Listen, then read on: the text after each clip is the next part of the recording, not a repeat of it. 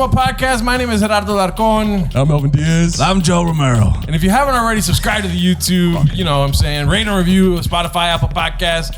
And we got the polls and Q&As on Spotify now, too. Yeah. Live events coming up, too. Live events, dude. Yeah, I got a couple of live events coming up. Shout out to Alfred Robles. I opened for him this last weekend. That was amazing. I was going to cuss right now, but yeah, don't cuss. It was amazing, fool. It was awesome. If you can, come check us out April 22nd at Studio M for some live stand-up comedy. It'll be me and Melvin performing along with some other great people. Yep. Also, I got a couple dates, too. You mind if I do this real quick? Yeah, go ahead. May 12th. I'll be back in BELLFLOWER opening for Jesus Sepulveda. Ooh. Shout out Jesus. Thank you so much. Also, April 29th, I'm going to be in Anaheim at Brewheim. And then June 13th, we're going to all be in Temecula, dude. That's the first time I'm hearing about that. We're in the same But yeah, shout out to everyone that books us on shows. Come check us out. May 20th is a live podcast here at Studio M. Yes. But you know what? That's enough about that, guys. Also, do you want to say something? Twitch.tv/Isimo World. There we go. And tickets are available for the comedy show here at Studio M, April 22nd, and the live podcast recording, May 20th. Yes. Shout out to all of you that come out to those shows. It's a good time. Really good time. Yeah. Good We sold time. out last time. Yeah, very good energy. Yes. Good people. Yes. But that's enough about us, dude. Yes. We got a couple guests here today, and I just wanted to say, if you are not into spooky shit, I would go away. I'm talking to you. Jessica is a G. That's a shout out to our loyal fans. Disrespect. Day one, yeah. She gets very spooked out by Christianity, antichrist type stuff. And I'm not saying that they're that, but they do like to go into occult type force and whatnot. Yes. We'll let them speak on that right now.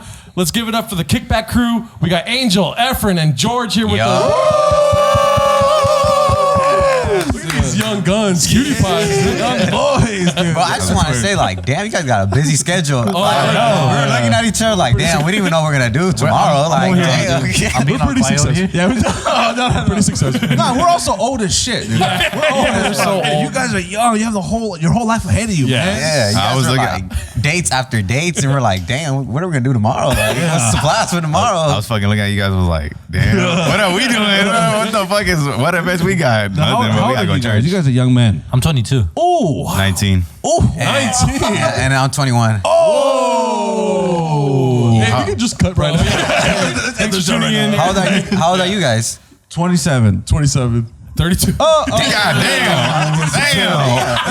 Old ass motherfuckers. Big ass jump, dude. You could be Efren's daddy. Yeah, dog. Yeah, we're a stock market, and over here is a bear market. That's good. That's good. I respect it. For the first time.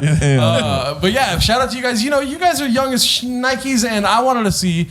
First of all, do you guys say Schnikes? Because that's how old I am, dude. I don't even know what that is, bro. Yeah, I don't think we know that. Yeah, I don't think we know that. I think it's Tommy Boy, Chris Farley, I think. That's a different generation. Different generation. That's like when you're 30 and over. I ain't never heard that word before. This is the first time I hear it. Do you guys know who Tom Farley is?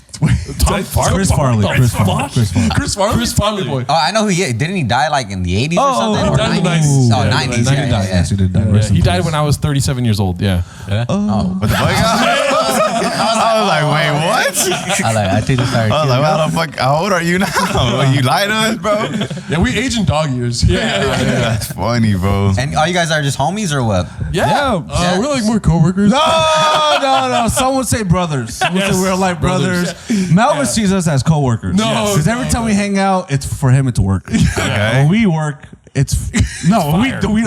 It's fun. Yeah. It's fun. It's all love. We are homies. Yeah, we are Yeah. homies. How long you guys been knowing each other for? Or how'd you guys meet? I met Joel back in 2019, and I met Melvin back in 2020. 2020. Through stand-up, yeah. Yeah, other comedian friends and stuff. Are you guys homies? Actually, we're family. Oh! This is my little brother and that's my cousin. No, really? Wow. It's crazy. Not a lot of people know that. Why is it? I know. Everyone's always surprised. Everyone gets surprised when we say that. You guys, I see the resemblance. I now. do see the Yeah. resemblance. Yeah. You guys are all three of the same shade of brown. Yeah. Oh, That's not that's racist. No, that's not racist. brown power. Power 106. Right there. Oaxaca. You are Oaxaca. Yeah. Wow, dude. So what made you guys want to start? the podcast? We were bored, to be honest. We started during COVID. Yeah, there you go. We started during COVID, and we were just bored. Like, let's just do something for fun. And then podcast was like trending at the time. It was my idea. It came up from because I was watching a lot of like Joe Rogan and all that, and I was like, Angel, because me and him, we've been trying to do all this like YouTube stuff for a while. Yeah. So we're like doing like vlogs and skits, and we're like, bro, this shit's not hitting for us. Probably because we were young and still in high school, but then we're like, let's try doing podcasts because a lot of people are into it right now, like it's pandemic and shit like that, and we're like, let's just try it, and he hopped on board because we barely got like started talking to him, like we started like reconnecting with him from like the pandemic. Yeah. Because when we were like in middle school around that age, we weren't connected. Our families were not separated, but like doing their own thing.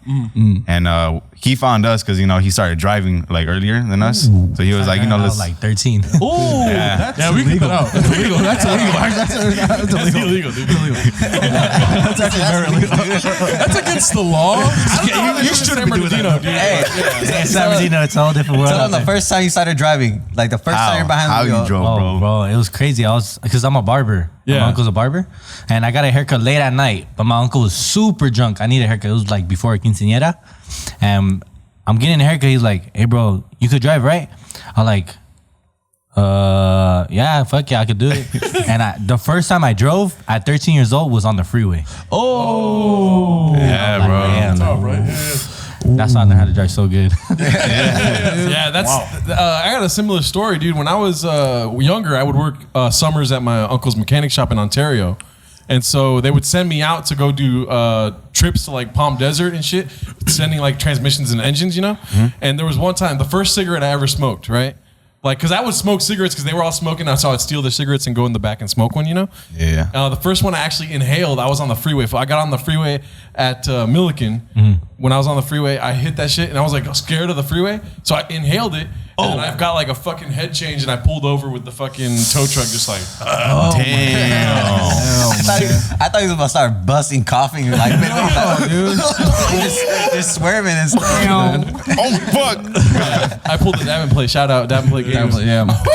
Oh, that's Our friend is a fucking stone. He smokes a little bit too much weed. You guys smoke? Nah, we don't smoke. Hey, don't smoke. Oh, you used to when you were 13, right?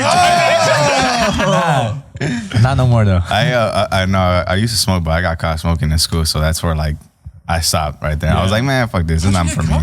I was dumbass. I was a little dumbass. Yeah. I was dumbass. I was with my friend in the bathroom, and it was my theater teacher that caught me. He walked in. Let's be cool about it. Yeah. He was. I thought he was. I thought he was about to be like, just come with me, but he just tried to like, tell my parents, and then my parents found out, and it was all bad. Hey, when they do that, they start calling your parents. You got to talk to your parents on the phone. Yeah. At school. How was home that night when he got caught? How was it? They were like, I think he has an addiction. Like, did you get in trouble? Because I know Latino parents Nah, they I like to didn't. blame the older sibling too. Nah. Like why weren't you take care of him? Why don't you give him advice? Because we went to school together, so when he got caught up, he was a senior. I was already gone. Oh. So I had nothing to be involved. So I just told my parents I didn't know anything. And then they were like, he's probably addicted. We got to take him out of school. But you wanted to like drug test me out? No, No. Mexican parents are. They were over his It was my second time, like straightforward. That was like my second time doing it, and I fucking got caught. And that's why it was an easy break because I wasn't addicted to it. I was just tried it, so it was an easy break to do it. So Well, I'm gonna be honest with you. Out of the three of you, you're the guy that smokes weed, dude. Yeah. A lot of people told me that, bro. I did a podcast. Which one was it? Was it the recent one? Yeah. It was a recent one where I was low-key just fucking around like way too, because I mess around a lot.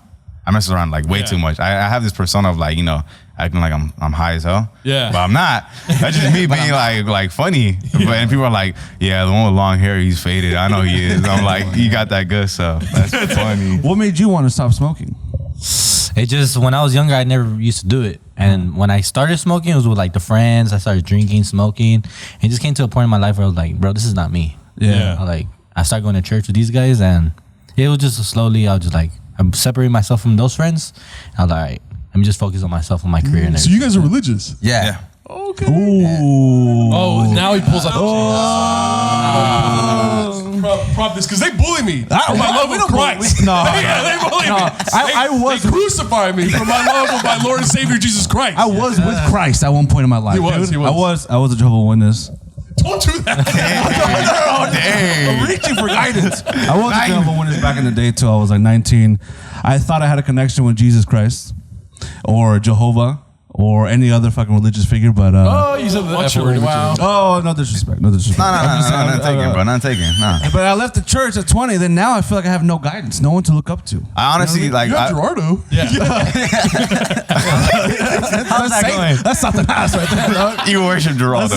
No, yeah. You worship my He's a boy. good man. He's a great man. No, I honestly like. I've always said this before. I always like, man, if you don't believe in something, just believe. Like, find something that you believe in, like to live for. You know. Yeah. Because if you're just going like on, like not believing in anything, that's just it's gonna be complicated. Yeah. It's a complicated world already. You know. Yeah. Find something that makes you live every day. Yeah. And I do think it helps me with the ghost stuff because I really don't get scared about anything anymore, dude. Yeah. I go to places looking for ghosts. Yeah. Looking for these abandoned places. I go and like there's these hospitals or abandoned buildings that I've been to apparently have been haunted. Apparently people hear noises, they see dead people, right? I go in there with just pure confidence. That's right. I fear nothing. That's right. Bro, this man's built different. We don't do that. Oh my God, you guys gotta do it. No, he's the devil. No. He goes on his own to like Are you places crazy, you're bro? not supposed to go to. I went to this insane asylum in Downey, Ranchos Los Amigos, right? Abandoned insane asylum by myself, dude. I went in there, I saw like fucking autopsy pictures, and then I heard a lot of shit with my friends. The one time I went with my friends, okay. I heard some shit, and then they were like, "Oh my God, it's the devil!" And I was like, "That's nothing. Come at me, come at me." All right, guys. I think it's fuck. Come at me. Bro woke up. Come at me. Come at me. I fear nothing, dude. So I don't believe anything. I want you guys to fucking. So I watch your shit. I was like, I want to believe in the devil. I want to believe in these ghosts. I want to believe in all these things, man. Yeah. I don't know. I'm just like, All right. Yeah. Fuck Bro, it. I could picture this man going like waking up in the middle of the night. All right, let's go find ghosts. He just wakes up by himself. I He's like, fear "Let's go." nothing. I fear nothing, man. I welcome it. I welcome everybody. Look at Melvin. You kind of look like a demon. If I squint hard enough.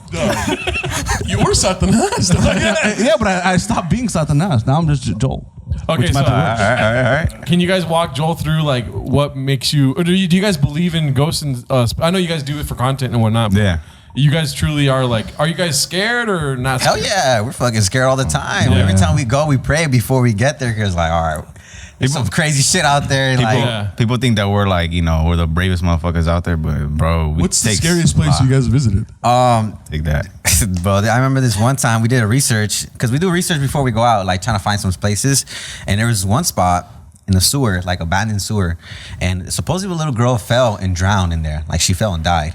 So we were like, all right, let's go check it out. We went there and we found the sewer, and then it was the most disrespectful thing we ever did. We fucking just sat right where she died.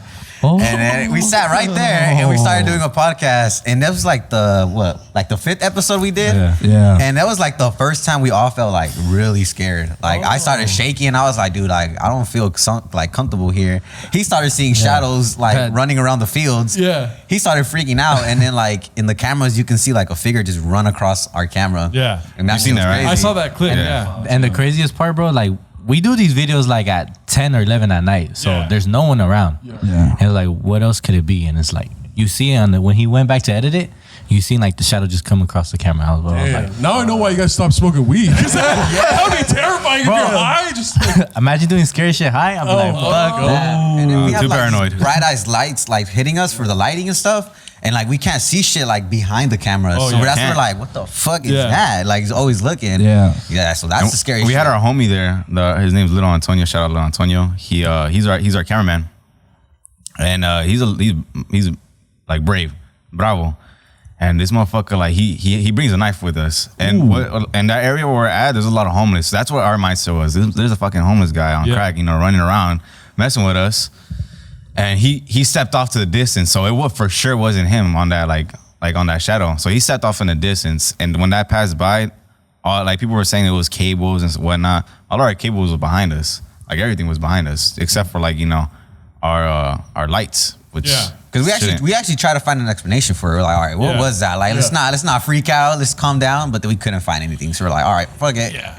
You know? If I were to deduce it after watching the clip, because I went into Joel's room, we live together, me and Joel. Okay. So I went into Joel's room and was like, look at this shit, right? Yeah. And we were starting to think, because I've been on film sets, you know what I mean? Yeah. So like, I know what it's like having a light and something going in front of it, like, so maybe it's a moth or something, right? Yeah.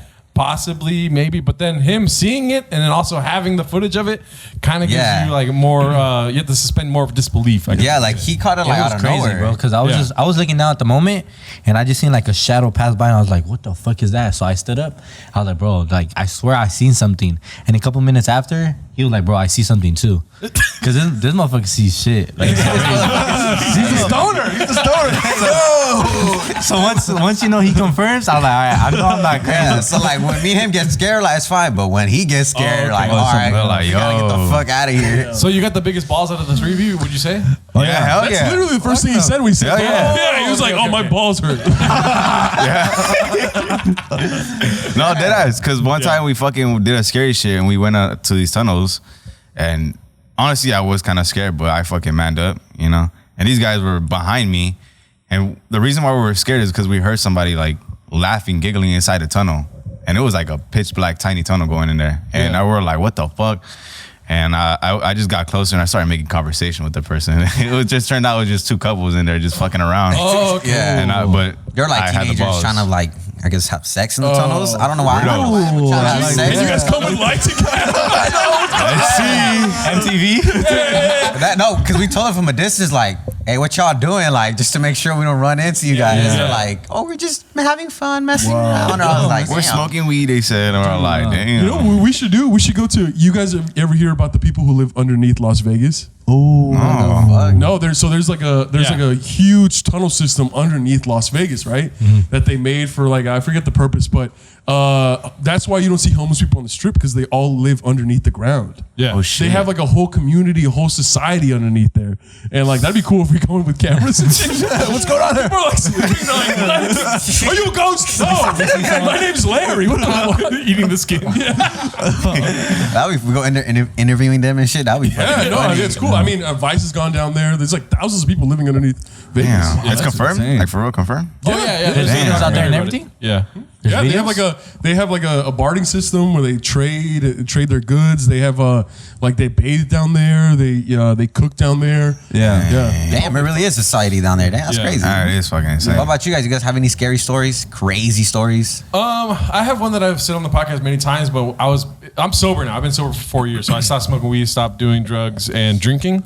And so, but when I was smoking weed one night, I came home and I wanted some cereal, right? So I opened the cabinet to get cereal.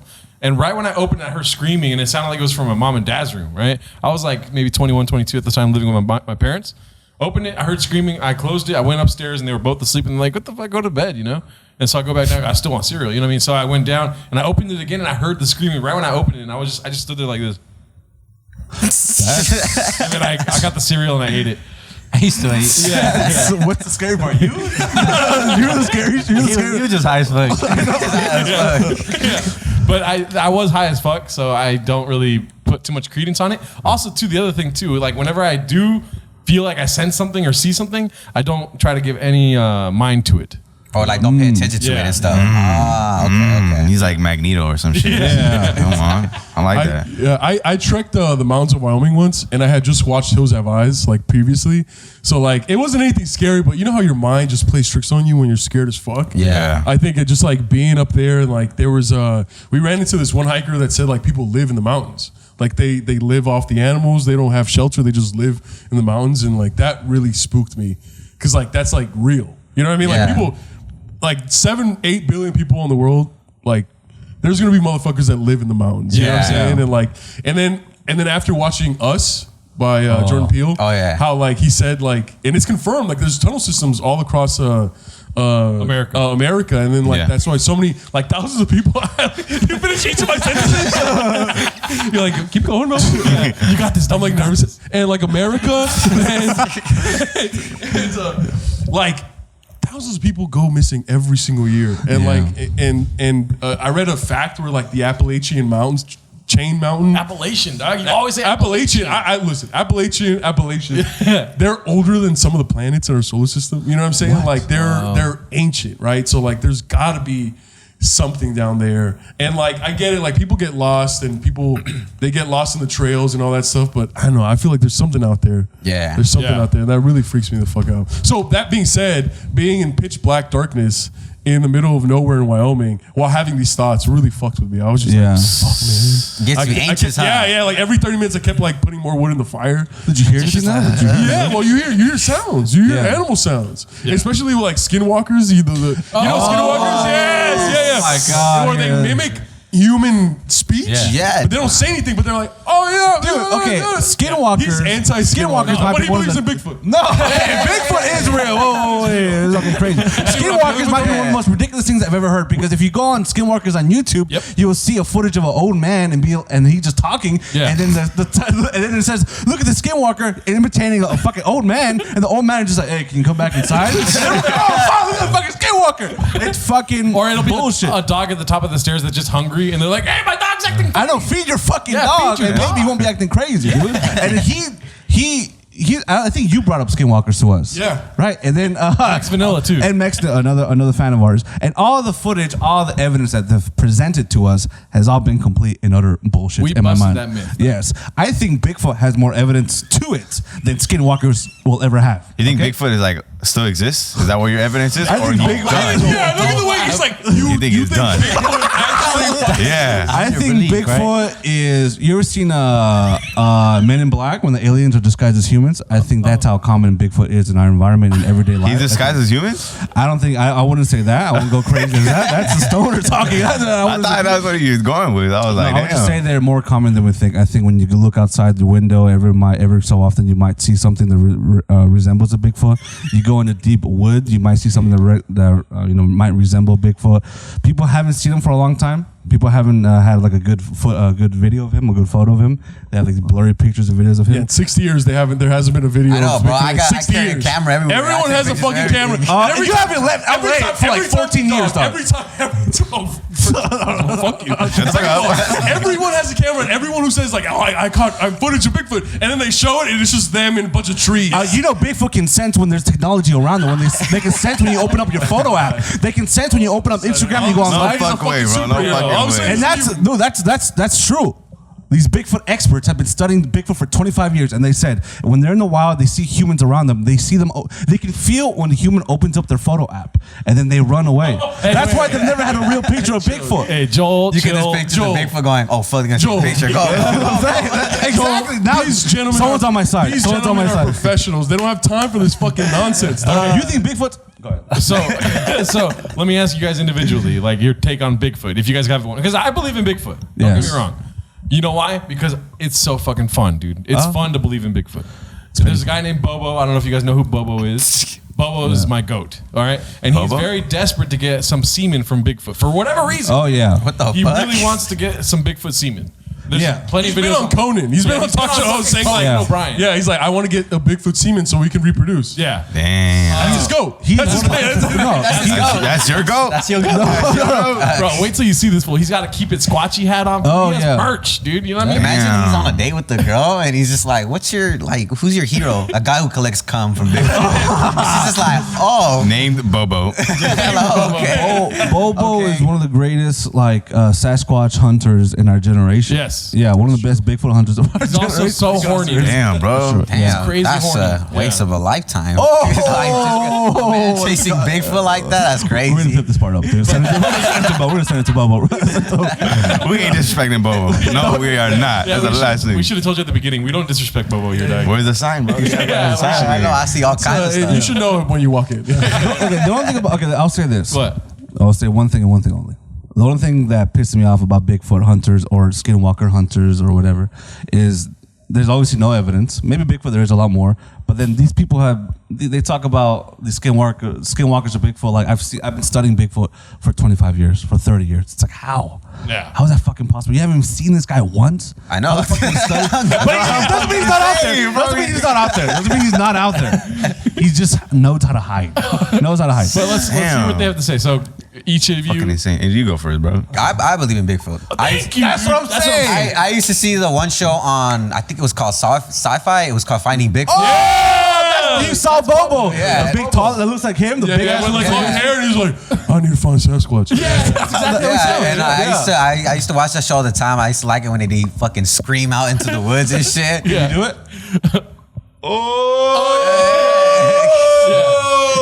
And they hear knocks and shit, and they're like, that's Bigfoot. And then the show ends. I think we found Bigfoot. The show That's how it be. I used to watch that one show too. What's his name? Coyote Peterson, Wild Man. Oh, that guy was crazy Into too. the Wilderness or something like Into the that. Wilderness, man. Or something Remember, like that. stay wild. Yeah. That's my guy, dude. Stay wild. Damn. Yeah, and he would get bit by like the most dangerous spider in the world, or like the most dangerous insects. He would go like the top 10, and he would get bit. He would place him on it, and he would get bit. He'd be like, ah, for like 30 minutes, and the video would get like 20 million views. He'll be and like, then at the end, beautiful creature. And he's like, This is a beautiful creature. Yeah, and he goes, I feel heat. This is definitely a 7.9 out of 10 in the fucking painful skep. Yeah, dude, I highly recommend him. It's on YouTube. He's awesome. Bro, even his crew members. He's like passing out sometimes. He's like, and then like the crew's like, "Are you okay, Coyote?" Yeah. Yeah. The crew's like, how can we help? Get away from me. Get the camera. Get the footage. Get the footage. Get the footage. That's all he wants. That's all he wants is That's funny. content. But I bro. believe in Bigfoot. I Okay. believe in him. thank God, man. I don't know. It's a tough one. That's a tough one. I've been skeptical over it for like longer. I watched it with him. That's why I watched that show with him, and I was like, I don't know, man. Why haven't they caught this motherfucker? What? Why? That's the only thing. I mean, have you tried to catch Melvin? All you need is a dart. Well, Bigfoot's skin is so thick that a dart would never Oh penetrate. my god. What, you got this from your studies? Don't put my studies down. You know I went to school for this shit. Nerd. Some dude tried to shoot Bigfoot in the fucking head, and he said that the yeah. bullet just fucking. No, I'm serious. Yeah, that guy was also on crystal meth. No. He was homeless, but he wasn't on crystal meth. Bro, Homeless. he probably got to the homeless stage because of crystal meth. Yeah. You're right. It's hard to believe, brother. I can't. I don't Okay. know. No, it's good to be logical. Yeah, Yeah, I'm full well knowing that it's really dumb to believe in Bigfoot, to put it lightly. Yeah, I'm getting emotional. Sorry. He's about to fight him. But on, I mean, I don't need to see any evidence for it. I'd rather there be a big ass hairy man walking around, you know what I'm saying, than to not believe that. Right, Melvin? Yeah. I'm just joking. What about stuff like the Loch Ness monster? You guys Oh, you believe see Loch- that Yeah, sea see. creatures? That I believe. Yeah, Because sea creatures for like sure. 90% of the like ocean has not been discovered. Yeah. You know, Yes. so that I believe like there's fucking. And also, we know just a small percentage of like the Amazon rainforest. So there's got to be like, Yeah, I know that for sure. You heard about like the lost ancient civilization that was there that got lost due to the Spaniards conquering Yeah. like the disease and everything. Yeah. There was a story about a giant Snake. You know the story, right? How does it Biggest go? fucking. I don't know the story. I forgot, but I know there's a big ass fucking snake Yeah, I in guess there. these two pilots, like well-known pilots in the United Oh yeah, from the Army. yeah. Like World War I and World War II. Like they saw a huge like 100-foot snake on the coast. From high, Yeah. from the highest And point of where they're at, they bro. flew down to see like what the fuck was that, and they swear to God that this thing like jumped and tried to bite them Yeah. from midair. Yeah. That shit was crazy. Yeah, I and they're was like highly oh. respected Airplane. Snakes? like pilots and pilots stuff in like the that. Air Force. Yeah, Like they don't fuck around. Snakes? Highly respected snake. highly respected. They're highly respected snake. But yeah, have you guys ever seen that one movie called what's it called? Snakes versus No, it's Anaconda versus It was a python? big creature in New York that destroyed. Godzilla? No, not Cloverfield? Cloverfield. That creature came from the ocean, and Yeah. I feel like a creature like that probably does exist in the world. That's crazy to think. That one was fucking insane. That Yeah, one was man, those crazy. animals in the deep ocean look scary because they're all like see-through. Yeah. They're Yeah, the ones that trippy. live in darkness? Yeah, Yeah, man. I'm Ugly seeing the as bottom fuck. of Ugly the creatures. Ocean. Yeah, That's there's crazy. There's some ugly shit down there, man. That's scary. I never want to go down there, man. I never want to go deep into the ocean, baby. Oh, like James Cameron? yeah, no. Oh, yeah, he went down there just to. He was the human that's been the deepest into the ocean ever. James Cameron. Human? Yeah. He went on like a little submarine or some Yeah. shit. For Titanic? No, just for shits and fun. giggles. Yeah. Just for fun. Yeah, he's Like, you know fucking what? multi-millionaire. when you're rich, you just do shit like that for fun, huh? Yeah. You didn't know that? No, I didn't. I think I knew that, but I didn't care. Oh. No, I thought it was for the Titanic when they went down. To Oh, go no. look He at just did it. it. That's so weird. Yeah. Why would Yeah. you- Yeah.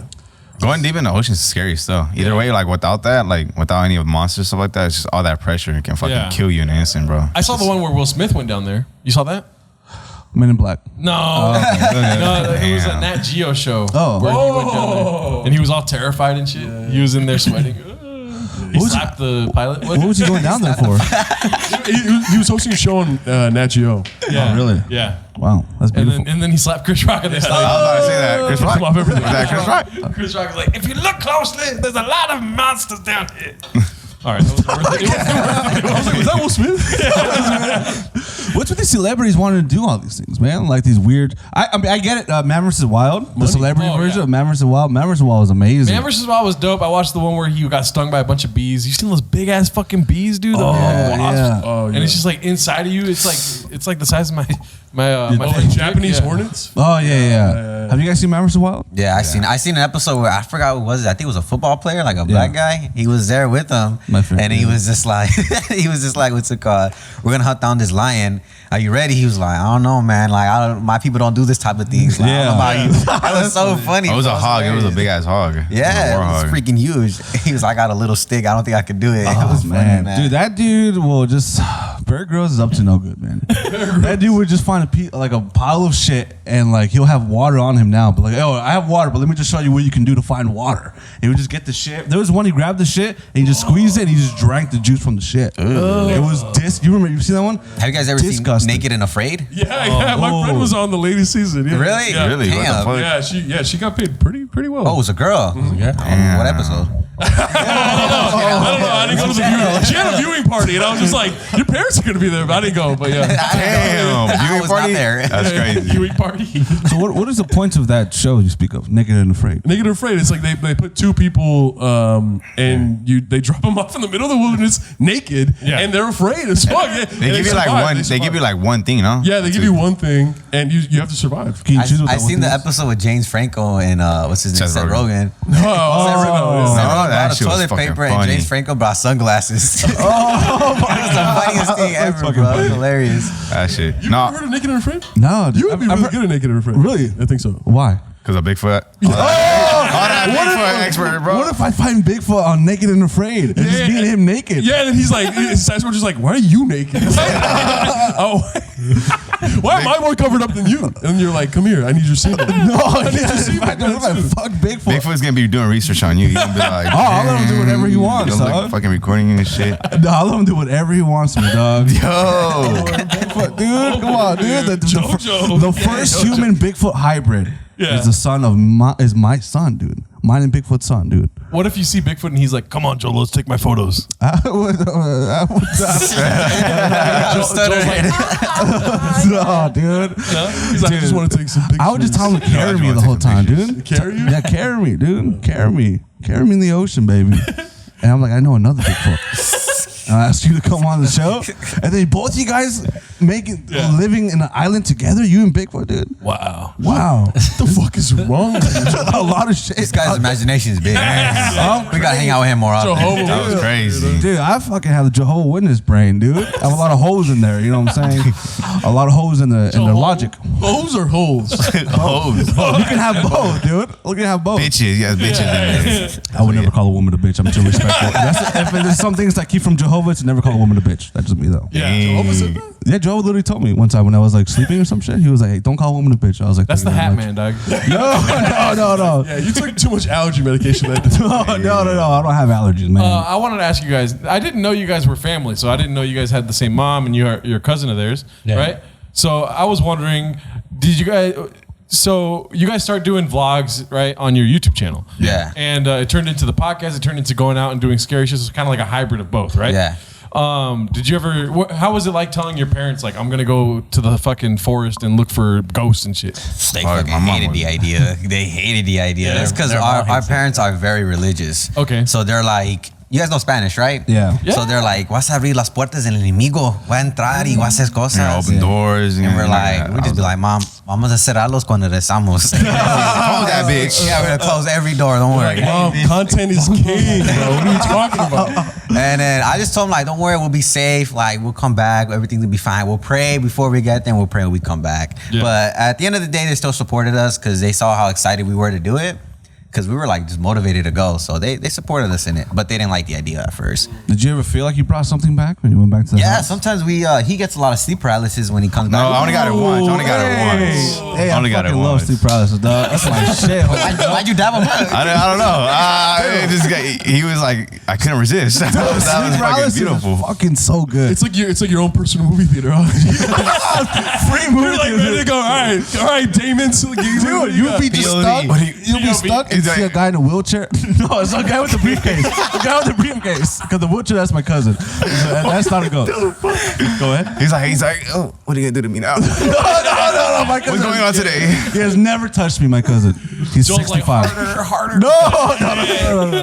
Yeah, please don't take my pants I didn't down, talk about please it. don't. It was just one time. I don't know. Angel always says that shit. He's like, he always has it all the time. You be seeing stuff, you feel creeped out. Okay, but he has sleep paralysis. that's because I see like ever since I was like little, my mom also has this thing, so like I can relate with her. So I usually like see things like recently I've been seeing like a white figure.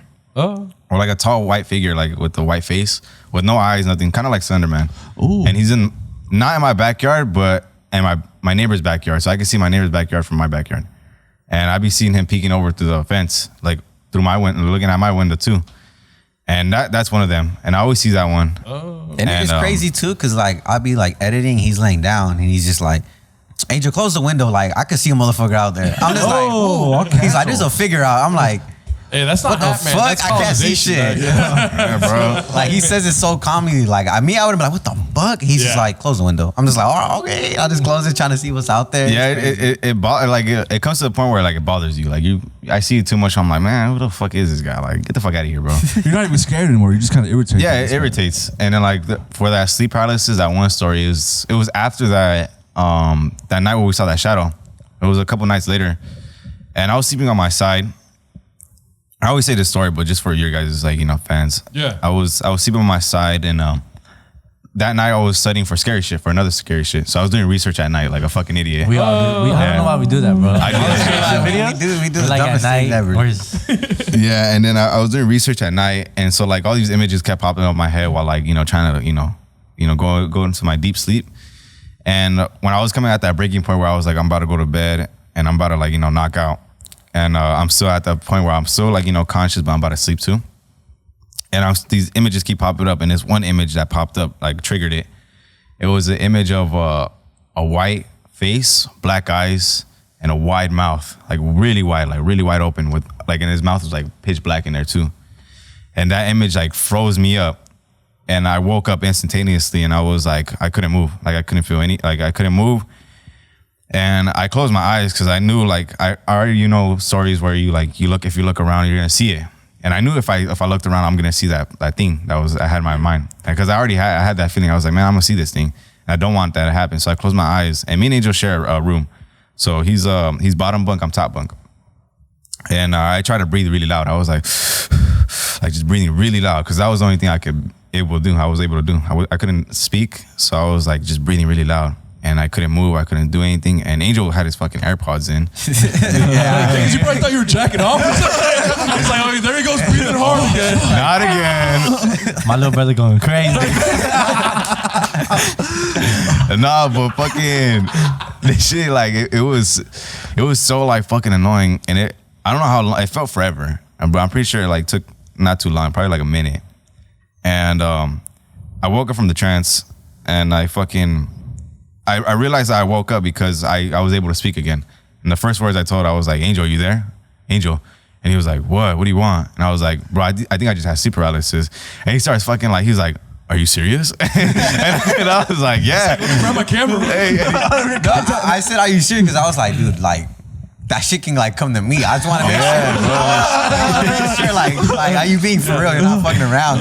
He stood up. That shit. I don't want that shit. He stood up and he peeked over. He was like, "Are you okay? Like, dude, like, what's wrong?" And I was like, "Bro, I just had sleep paralysis." And I told him what happened, and he was like, "Well, let's pray and stuff like that." And I was like, okay, and we prayed. And I think the scariest thing about having sleep paralysis is trying to go back to sleep. Yeah. Because you don't want that to happen again. And that was my biggest fear for like almost a week, just trying to go back to sleep. And I'm like, fuck, I don't like. you can't stop your brain from like having those images keep replaying on your head. So like I was like, fuck, like the only thing I can stop my brain was just watch like fucking cartoons, listen to music, shit like that. And that's what like kept putting me to sleep. And yeah, those like trying to go back to sleep was probably the scariest part of it. Man, like like I said, I have a unusual amount of sleep paralysis. Unusual. I mean, the first time I had it was just like it was a casual, chill thing. I was sick and I took NyQuil, and then I was trying to fight going to sleep because I wanted to stay up and watch more TV, and I just got stuck out of nowhere. I was like, oh, and I was in my kitchen. I saw this guy in the blue suit with the briefcase, and I was like, who the fuck is that? Is that Gilbert? Is that my dad or something? I was like, my dad's not that thin. And then he just walked out, and I was like, that's fucking weird. And I went outside and looked, there was nobody there. And then the one time, the worst one is when I did my thing. I was like, hopefully tonight it happens again, right? And then I go to sleep and it happens again. I'm stuck right here. I'm stuck in my position. And then this time though, I felt something in my ear. Somebody laughing. Damn. Like, what the fuck? it's almost like breathing hard and laughing. Mo was like this. So I know exactly how to do it. It sounded like this on my ear, and I was like, "What the fuck is that?" I was like, For real? Yeah. That's exactly how it sounded, like right here. And that's the only time where I was like, "Oh, what It was a fucking monkey, bro. Yeah, what the? I was in the woods. I was Sasquatch. I was squatching. What the fuck is that? It's Melvin. I'm just kidding, dude. That's the only time where I felt like, oh my god, was that Satanas or something? I think it was that NyQuil, bro. You drank a little bit of Sprite with it. Bro, I drank Sprite with that. Bro, I didn't drink a bottle. Bro, I had different sickness that night. Yeah, there was a lot of weird shit going on that night, dude. Yeah, maybe because you mixed it with like lean and some shit. That's what I was about to say, bro. Sprite and dude. Maybe I mixed it with some other shit like weed. I was on that weed, on that cradle. shit. Zaza. Zaza, yeah. Almost lettuce, dude. Yeah, dude. La hierba buena. Yeah. No, it is scary. Sleep paralysis is scary, man. But now I'm kind of just used to it. So when it happens, I'm kind of like, When was the last time you had it? no, like a week That's ago. why I was late today. A week ago? Yeah, like a week ago. Damn, bro. Yeah. I feel bad for you, bro. They're terrorizing your ass. He likes it. It might be. Dude, it honestly feels good. Like you get stuck there, and then you get out of it. You're just like, fuck. I feel fucking rejuvenated, dude. Feels like I did yoga or That's that something. adrenaline, bro. That's that Yeah, adrenaline. dude. I think everybody should experience it at least once a week. I think. What the fuck? I never want to experience that shit ever. No, really. Bro, that's his drug. You guys never experienced it? Never. God bless you I guys. think it only happens God bless you guys. When it's happening to you guys, are you guys laying on your back? No, they say it can happen on your side, on your back, or in. We're standing up. Yeah. There was Standing up. yeah, I there's think you're the one giving sleep paralysis, dog. You don't get it. You're giving You it. just get stuck. I saw a TikTok where a guy was talking about sleep paralysis, and he was like, I never had sleep paralysis, and I never sleep on my belly. And the first time I slept on my belly, I had sleep paralysis. And he's like, I swear I felt like the demon was doing something to me, like on my ass or something. I was laughing, bro. It was so funny, bro. He was going demon time. Yeah, that's what he said. He was like, it was actually demon time for him. Dude, That's crazy. I would never want to fuck with the gay demon like that. I just fuck him in the ass. Joel. Every time I see Joel in his room sleeping, this fool is sleeping on his stomach, dog. Yeah, he's with his ass up in the air. No, I'm not even trying to make a joke. No, my face is on the this. and I can't fucking breathe. He's waiting for that shit. He's waiting for that shit. He's waiting for that. This fool saw the TikTok and he's like, "That's how you do it, dude." And he just sleeps like that every night now. Why don't you help me out, dog? One time, Turn him on his side or something. yeah, dude. One time, my friend was like, "Hey, I was on a trip," and he was like, "Dude, you sound like you were choking in your sleep." And I was like, "Did you do anything about it?" He was like, "No, I thought. I mean, you sounded like you were gonna die, but I just went back to sleep." And that's why, yeah, I think I have sleep apnea, which is probably worse than sleep paralysis, to be honest. One can kill you. It's true. Oh, yeah. One's gonna touch your I wonder if asshole, anyone's died disturb from you. sleep paralysis. What? I doubt it. Anyone's died from sleep paralysis? No, you can't be that. You can't be paralyzed for that long. Oh no. It's only like a 20-second. Imagine you're that one person that died from sleep paralysis. That shit would be embarrassing. Well, like, yeah. how would you like? What? How would you know? Because you would just How would die. you explain it? People would just be like, "Oh, he died in his sleep." No, but That's why I feel like. That's why I feel like some people when they die in their sleep, like out of nowhere, I think that's what happens. Like they have something in their dream that fucks them, kills them, I bro. want to ask you guys this because you guys are religious and spiritual, and you guys dibble dabble in these dark arts. You know what I'm saying? Yeah. Do you guys believe in these stories that come out every every so often where people die technically for like 30 seconds to a couple minutes, and then they come back and they're like, I was in hell, or I saw God. You know what I mean? Like, and they have like these extremely vivid and descriptions of what they experience. Do you guys believe that, or do you guys think it's just like some chemical in their brain that just like made them hallucinate? Sometimes it's true. Like some of the things are true. Like there was a documentary about a guy who was a devil worshiper. And I remember one time he's talking about that he was going to church for a girl, just to make himself look good. But deep down inside, he was a devil worshiper. And I remember he said that every time he went to church, he'll go home and sleep. And every time he go to sleep, he'll start dreaming of the devil. And he'll dream of this guy, like this big dude. And he's just telling him, like, why are you going to church? Like, you hate that place. And I was like, just telling him. And every time he said that, he was talking to him, he felt like he felt screaming, torture. Like, he felt like the worst, like, energy there. And he'll wake up and he'll be sweating and stuff like that. So I believe, like, stuff like that is true. Like, it's crazy. And, like, there has been pastors before where they have dreams of God telling them, like, you know, the end times are coming. They give them visions of the world and like hell and heaven and stuff like that. It's a possibility what they see. You know, God can either give it to you in like in a way where he puts it in a way where you actually believe it. You know, he'll put it in different scenarios for you. You know, he'll show you hell in every way possible just to get you to, you know, see what your perspective is. You know. Dude, change your perspective. That's crazy. I think I've told you this story. In 7th grade, my pre-algebra math teacher used to like give us like the lesson, right, for like 80% of the class. And the last 20% of the class, he would turn off the lights and he'd be like, if you guys want to leave, that's cool, but I'm here to preach the word of God. And I'm just like, and I remember, but he was like a young teacher. And you know, he was funny, so everyone was just like, oh yeah, it's time for God talk. Yeah. You know what I mean? Like anything to not do math. But looking back at it, I'm just like, dude, he shouldn't have done that. That seems like it was illegal. he was like, I'm writing a book. Do you guys want to help me write it? What the fuck? Like all the girls had crushes on this guy, and all the guys were like, this guy's so cool. So we were like, yeah. And he was like, early in my 20s, I had a fucking brain tumor in my head the size of a baseball, and I died, and I saw hell. I was naked in hell, and fucking these demons and da-da-da-da. So you're saying that to 7th graders? Yeah. He was like Irving Middle School. Hey, I'm not gonna say his name, but Irving Middle School. You about to get him fired. Yeah. I mean, I'm pretty sure he's already done that himself. But and he was like, and then I saw God, and God saved my life, and I'm writing a book, and I'm gonna publish it, and it's gonna be all over in Barnes and Noble soon and stuff like that. And then I remember just being like, man, this guy's cool, dude. I do believe in God. And then like, once I was in college, I told this story to someone, and they were like, dude, that's not okay that he did that. And I'm like, yeah, that isn't okay. Dude, I was like 11 years old. Yeah. That whole story sounds nice. Just the naked part is a little weird. I was naked. Yeah, and then everyone laughed when he said that, and I still remember he was like, now, guys, the devil wants to make you the most vulnerable, and you're the most vulnerable when you're naked. And we're always like, we were fucking 11, 12-year-olds. We're like, oh, that makes sense. Yeah. Wow, dude. I see it now. I know what he means. Yeah. That's fucking disturbing. Yeah, dog. Yeah, and shit was weird, and he was just like, and I remember like a couple kids walked out, and then, yeah, dude, it was just. I can see why they walked out. It was the strangest thing. I stayed the whole time, but he liked it. Yeah. I was just like, Melvin was dressed like an altar boy. I was like, this motherfucker's spinning, dude. Let him cook. So I see why you're a teacher now. Cooking. Was this an everyday thing? This was it was every day. Wow. This is fourth period pre-algebra. Math. Oh, math. Oh, okay. Yeah, pre-algebra. So it was right before lunchtime. Yeah. So like, yeah, and like, I used to love it because I remember looking at the time and being like, all right, we only have 10 more minutes till fucking God talk. Because I didn't want to do math. And I'm like, that was, you know what I mean? It was like kind of like a break from math. I don't know, dude. You shouldn't have done that. Have you guys always been religious? Yeah. We started being religious, and when I was in middle school, when we were in middle school, we went to church, and then things just changed our life right there for the good. So it's good. Yeah. We love it. It's awesome. Same. I was very religious growing up.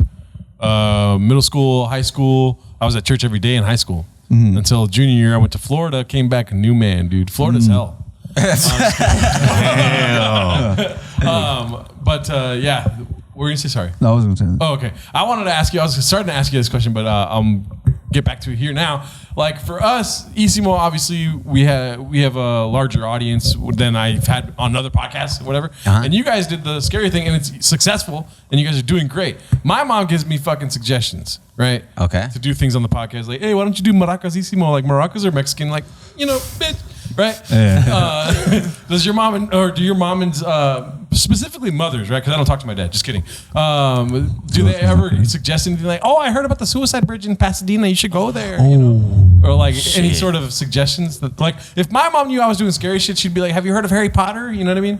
That's a lot of shit, huh? Yeah, she helped us out a lot. She give us suggestions and stuff. More like, not like for video ideas, but when we bring guests. Oh, okay. So she's like, you should buy them like a hoodie, buy them what's it called? Bring them food and all this. Like, she's very like hopeful like that. But usually when we get suggestions like that's from our fans. Our fan tells us like, you guys should go here and here. You guys should go to San Jose. You guys should go to Vegas. You guys should come to Arizona and do this and this. And we're just like, damn. It's a lot of money we've been talking about right there. Going to those places. But yeah, we get a lot of suggestions like that. Okay. And I'm getting a vibe that George is along for the ride, right? Yeah. Because I don't feel like you enjoy. I work a lot, bro. I work a lot, bro. Yeah. But I don't feel like you like want to go see scary things, do you? No. No. When he first brought it to me, I was like, bro, I'm a fucking bitch. I can't. I can't. There was this one time, me and Efra love watching scary movies. Yeah. And there was one time we were watching a scary movie, and George was like, had to stay at my house. He had to. And we were like, George, we're gonna watch a scary movie, all right? He was like, all right, bro, put it on. I'll watch it then. And like, throughout the movie, he's on his phone. He gets up, talks to people on the phone. I'll do anything to avoid it. He was doing everything to avoid the movie. And this one time, he was like, damn, like, I need to wash my hair. And he goes to the restroom, and he's washing his hair for like 30 minutes. And he comes back, he's like, that felt good as fuck. He's like, feel it, bro. But my hair felt good. My hair felt You had a good. leaky faucet? I'll fix it for you guys. Here's the crazy part. He was like, it feels good. I was like, yeah. And then like 5 minutes later, he goes, fuck, I'm gonna go take a shower. He went to go take a shower. What movie was it?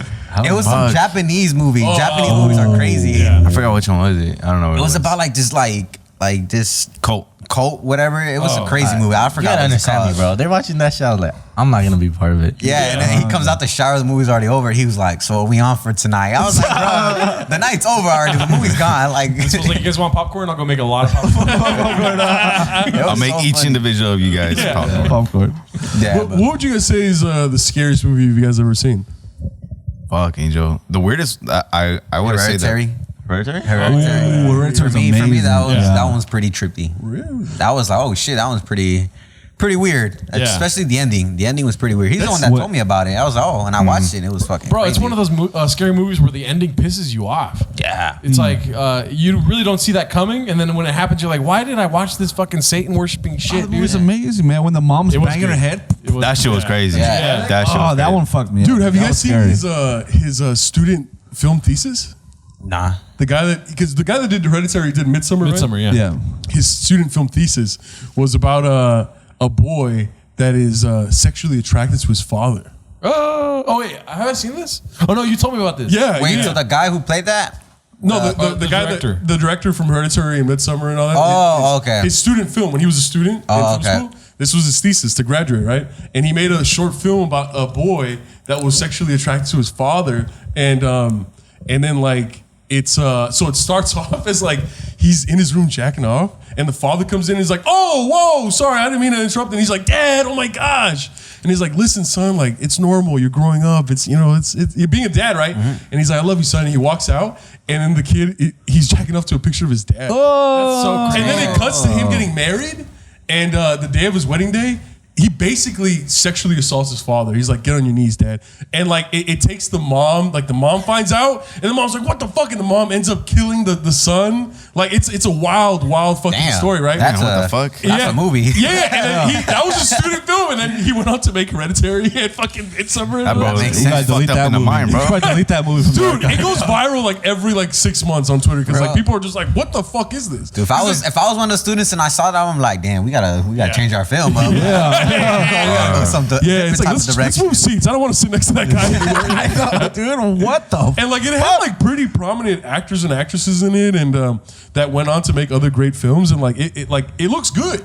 You know, it doesn't look like a film movie. It Yeah. looks like an actual. That's disturbing. Yeah, though. but that movie was crazy for me. Yeah. Like the thought of the guy being possessed and seeing shit like that, and Yeah. like hearing stuff, that scared me because I'm like, oh shit. What I didn't realize is that main guy, he's from the fucking Naked Brothers band. Yeah, From now- Nickelodeon. yeah. I didn't know that. Yeah, Alex. He's a Wolff. fucking drummer, bro. Dude, I used to hate that fucking show, dude. The Naked Brothers The Naked Brothers band. I used to love it. I don't know. Dude, I used to hate it because they used to annoy me so much, and I'm like, these fucking rich white kids, fuck them. You envy them, bro. Yeah. You wanted to be there. Right? You're like, man. Soy 101. Look at all the bitches. The fucking students stay in campus and Yeah, I sleep. know. I was like, Middle what? school. Yeah, I was like, what? That was crazy. That's insane. That was crazy. This was like, fuck the Naked Brothers. I'm gonna watch Zach and Cody. The best brother said. But no, what I was trying to ask is like, so you're the most scared to go out, right? Yeah. And you got the biggest balls, and you are basically like, let's go, guys, right? Yeah, I'm just like all right, let's see what happens. Oh, so Let's you're see. the middle, right? Yeah. But I want to know where you want to go. Is there any place that like is enticing to you to go, like that you haven't been yet, or one that you already went to that we're excited to go to? Church. Like the one that you, like the one that you said, which is the one Suicide Bridge. Suicide Bridge. It's because I cut hair, so when I'm telling my clients about the podcast and I tell them about scary shit, they recommend like a lot of places. And I text these guys, I'm like, hey, bro, we should go here. Like they're super far. They talk about like San Diego, the Suicide Bridge. Talk to all my clients. They tell me a lot. They tell me their stories. And I'm like, fuck, bro. Like I can't do it. I can't do it. There's no place I want to be. I think the movie that like traumatized me was the little food, the leprechaun. Oh, Really? Yeah. Which one? The Leprechaun. The Leprechaun. Oh, That's the Leprechaun. movie. Yeah. Not Chucky, right? No. No. The movie Leprechaun. Leprechaun 1 and 2. The movie Leprechaun. That's And the movie. Leprechaun in the Bronx. That was like the third one too. Yeah, that shit was crazy. That was fucking crazy. A bunch of black people.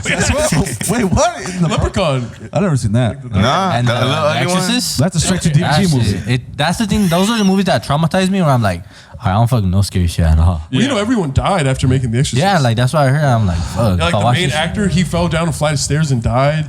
There was like they had to actually call an actual priest onto set. Yeah. There's a bunch of weird shit was going on. Yeah. They were filming it, Really? yeah. Wow. Even for the Conjuring movies. Yeah, the Oh, Conjuring. those movies are amazing. The Poltergeist. The Yeah. little girl ended up dying like a couple months after. Oh, yeah. after Oh, filming it. there's actually a crazy story that my dad told me about a little girl that dies one time.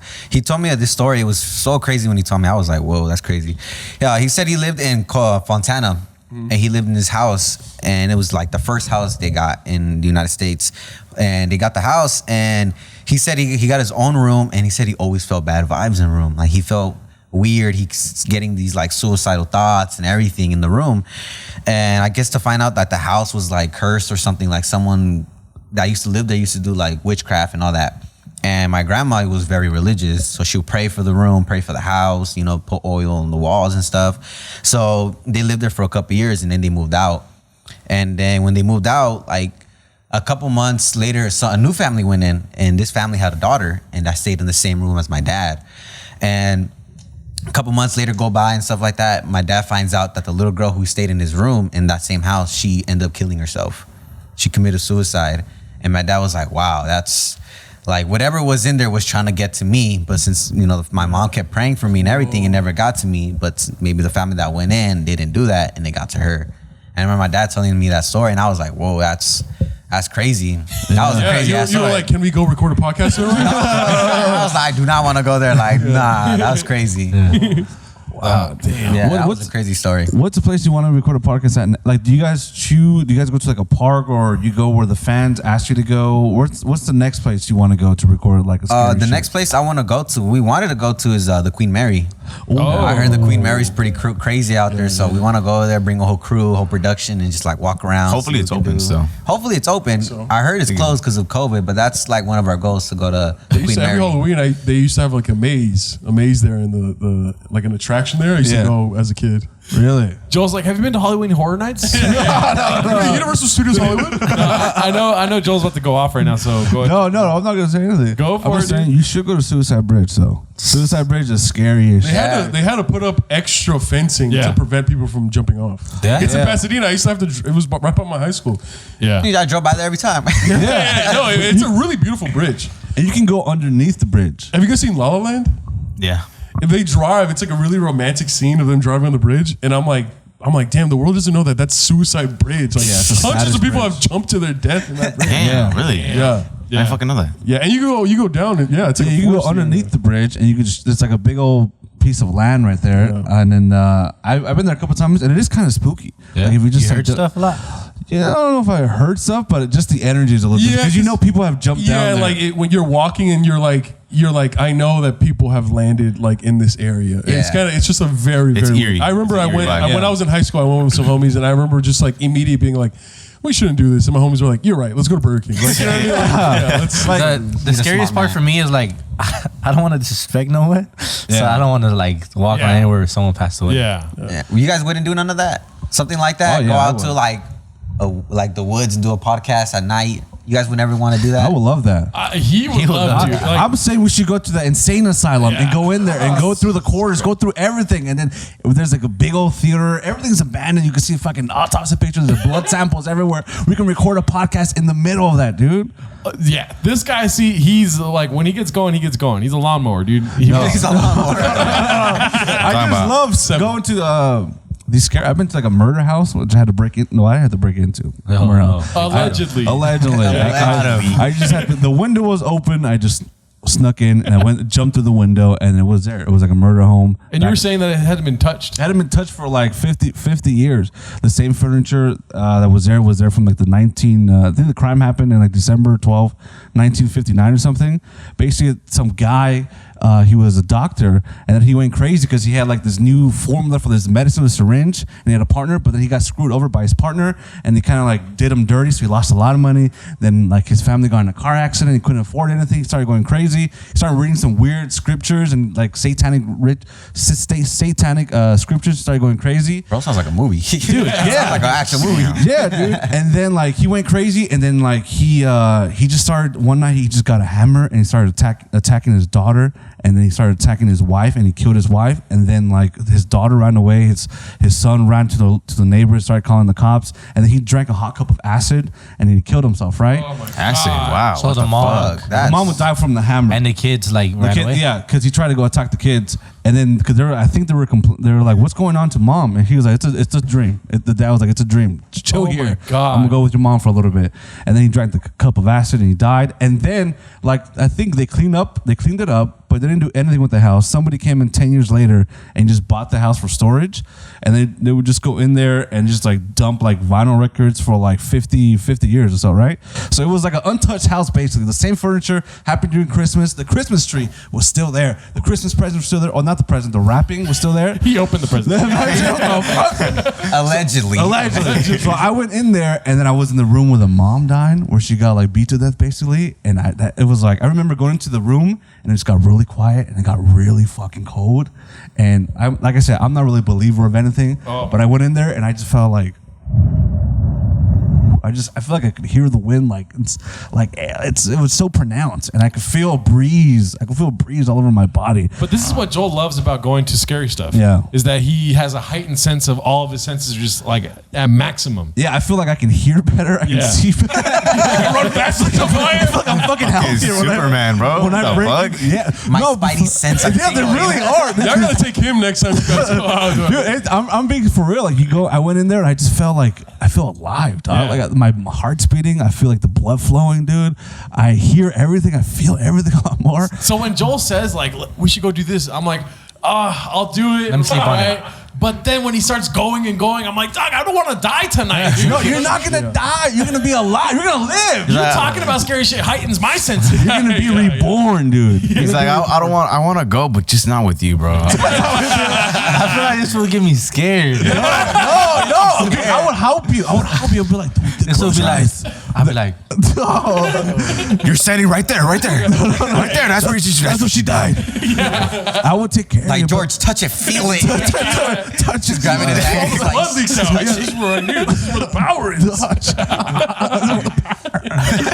Joel's like, put your tongue on this. No. We should all go to someplace scary, man. That story reminds me of Chris Benoit. Oh, That story reminds me of Chris Benoit right Favorite away. wrestler. No. My favorite wrestler was Eddie Guerrero. Yeah, there you go. Shout him out. He went to my school in middle school. He went to Santa Fe, and he just told this kid, "Hey, don't ever do drugs." And the kid was like, "Okay." And Eddie was like, "You promise me?" The kid was like, "I fucking promise you." And then the kid was, and then Eddie was, I'm gonna give you a fucking bracelet. And they gave the kid a bracelet. He's like, you promise not to do any drugs, right? The kid was like, I promise. And they gave him the bracelet. Best dude I've ever met in my life. That kid was you.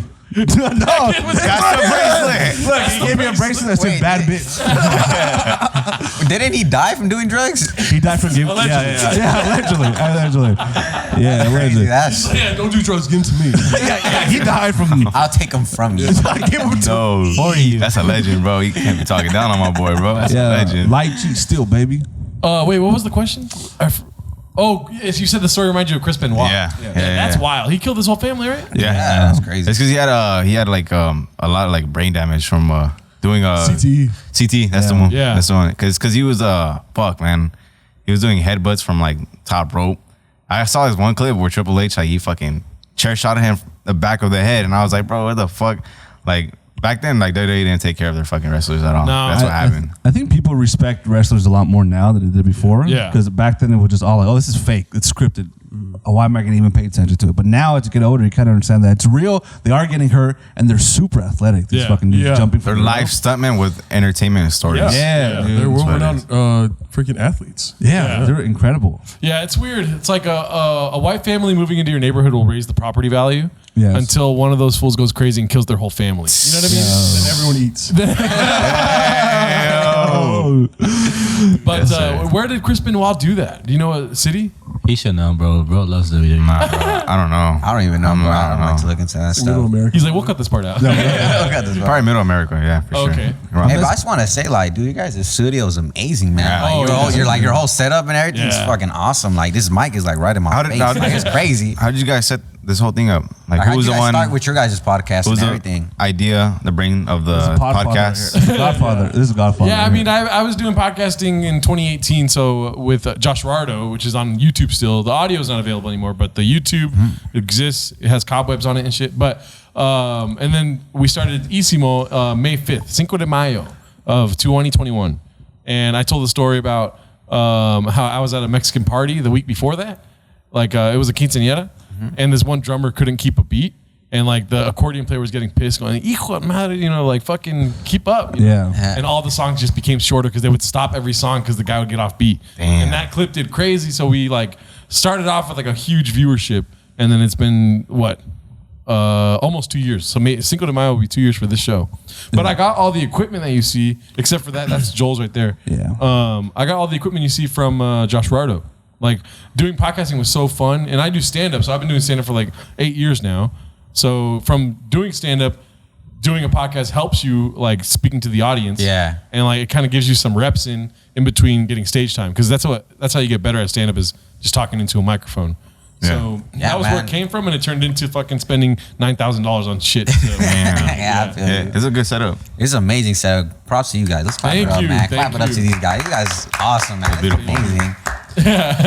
And this studio, where is it? Where it That's come right from? that's Melvin. Yeah, I opened up my first studio at the beginning of the pandemic. So, because like I was doing stand up, that was my primary focus. But when the pandemic happened, everything got shut down. So I opened up my first little studio, like 850 square feet, up the street in the Flower District, and I started my own show called The M Word. And this guy after curving me like 8 times. Okay. I don't want to get to They helped me do the first season, right? And then and then after that, I kept renting out the studio. And then at the beginning of 2021, I found this spot. It was completely empty, looked like shit. There was leaks everywhere. The flooring wasn't done. And I just spent 3 months just fucking putting up the walls, painting, balcony, second floor, all that, bathroom remodeling and stuff. And Yeah, he has a background in construction. So Okay. like, I've been doing construction since I was like 12. So like, Yeah. this Easy shit, for you. yeah. And like I was here every day from like 6 a.m. to 10 p.m. I drank again because of this. You know what I mean? Like I did 500 days no drinking, and then because of this, like as soon as it was done, I was like, give me that fucking bottle, dog. And I just Yeah. like, I deserve this. yeah. That's why the first time I met you guys, it was at the Me Too event. yes. Yeah, I was fucking plastered. I was like, I had two, because it was open bar. So I had like 2 drinks in my head, and Gerard was like, hey, fool, these are the Kickback Crew. This is a really successful podcast. And I had like the straws in my mouth. And I'm like, hey, nice to meet you guys. Like, Like he turned around with remember two cousins. What's going on? I was like, hey, I was the first one that said hi to him. I was like, hey, bro, like, I know who you guys are. Like, blah, blah, blah. I know who you are.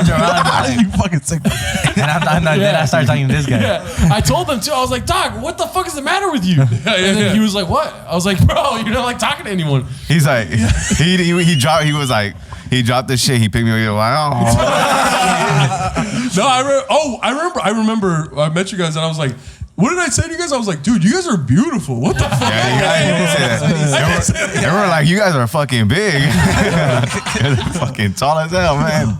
That's everybody's reaction when they meet Melvin. Yeah. They say you're like, fucking big. You're bigger than I expected. It's just like, well, I can take have you you. ever been in a fight? I can take you. I used to like fighting when I was growing up, but not He just anymore. laughed it off, bro. joking, dog. For sure, bro. He just laughed up. He's like, He's cute, man. He's cute by over here. Just imagine this guy coming at you, dude. It's No, I've never Terrible. gone at anyone. They've always gone to me, and I had to. retaliate. Stepped it down. Drop them down. Yeah. Do girls like you more because you're taller? Oh yeah. You get a lot of girls. Well, I'm a virgin, so I'm also a Christian. So it's never because of his looks. It's because of his type. yeah. I don't think I've ever talked to a girl. You don't gotta be, you don't gotta have sex to talk to girls, bro. Yeah. Oh yeah. I've never. He's like, they're more than just sex, man. Yeah, man. This fool was born on Christmas. He's like Silent Night, homie. You know what I mean, No, I was. It is cool. It is cool being tall. Yeah, it's nice being 6 feet and above, man. I'm 6 feet. I just realized that 2 weeks ago. I just found out he was 6 feet tall a couple weeks ago. I was telling people that I'm 6 feet. And for some reason, he was so offended by that the last time at the live show, he got a measuring tape and we were like, "Are you actually 6 feet?" And I was like, "Yes." And then he measured me in front of everybody. And when he was doing like that, 4 people I was sweating hard. I was like, "Am I 6 feet or not?" I was please. And then I turned out to be 6 feet, and then he was like, "Wow, I look at you differently now. I respect you now, dude." Damn. And you're almost 6 feet. I got 6 foot energy. Oh yeah. There you go. Are you guys 6 feet? I'm 6 feet. Ooh, playboy. Big balls. I'm 5'12". Yeah, he's like, I like to fight. That's what I like to fight. I'm like 5'7", bro. Oh, we like that though. That's short king. Short king. Man, we must have the best time in fucking concerts, huh, bro? Oh, He be sagging over motherfuckers. I huh? always hear like when people are behind me, they're just like, oh, fuck. Get the fuck out of the way. I was here first. I was here first, bitch. Like it's not like I fucking like came super late. Who's this big ass fucker in front of And then like girls would always be like, can I sit on your shoulders? I was about to say that. Damn. You should have You done just that, lift them bro. up, dog. Yeah, just lift them up. Just pick them up like that. You got 2 of them. Yeah. Power I used to bomb them. love going Boom. to concerts. Like when I first turned 18, from 18 to like 23, I would go to every single concert I could, bro. And like, yeah, that always happened. And like girls would always ask me and stuff like that. It was really cool. It was Have fun you ever time. sat on anybody's shoulders? Never. In the pool? No, in a concert. When I played football, there was this fool that was bigger than me, and we had a chicken fight. Remember, you guys ever played chicken fight in the pool? Yeah. That's the only time that I ever got. As an adult. And I remember he just lifted me up, and I was like, What is this feeling? I was like, Edwin. Oh my god. Oh my god. I never got lifted up like this. Yeah, I was just like, you just lifted me like I was nothing. Edwin died that night. He overdosed. Blood pressure. Allegedly. Last time they saw him, he was in my car. Yeah, that pool is haunted now. What pool We is should go to this? that pool. Oh, podcast at the pool, dude. Edwin's Edwin, still are there. you here? He's still there. I'm sorry about that one time, man. I didn't mean it. I thought you could handle it, man. That has only happened once in your life. Where I got lifted up? Yeah. No, I got rocked. Dude, I think rocked. in You got college- rocked? Yeah, in college, I used to play rugby. This fucking Damn. big one, but it was just like for fun. It wasn't collegiate or anything. It was for fun. It was like this rugby program, and this motherfucker, he was like twice my size, but he had like no fat on him. He was just massive, shredded. and like he just blindsided me, and he didn't just like hit me. He picked me up, and I just remember my eyes just like getting all fuzzy, and I landed so hard, and I was like, oh. Damn, bro. And I got up and my homies were like, "You good, Mo?" I was like, "Yeah, I'm good." Sup? I was like, "Sup?" And I remember that's like the first time I got fucking rocked. And then like he came up to me and we went to go have beers after, but like he was massive, bro. Yeah. Just the just a big motherfucker. This was Like Brock Lesnar? Yeah, taller than Brock, because Brock is only like 6'4". What? This dude was like 6'8", fucking 400 pounds of just pure muscle. Oh, Undertaker. That's Big Show and shit. dude. This was he made an excellent breakfast. He was a very generous lover. No, but he ended up playing for the USA rugby team. Oh, shit. No wonder he took you down, bro. Yeah, I was like, well, at least, I got taken down by the best. By the best of the best. This fool's on his highlight reel.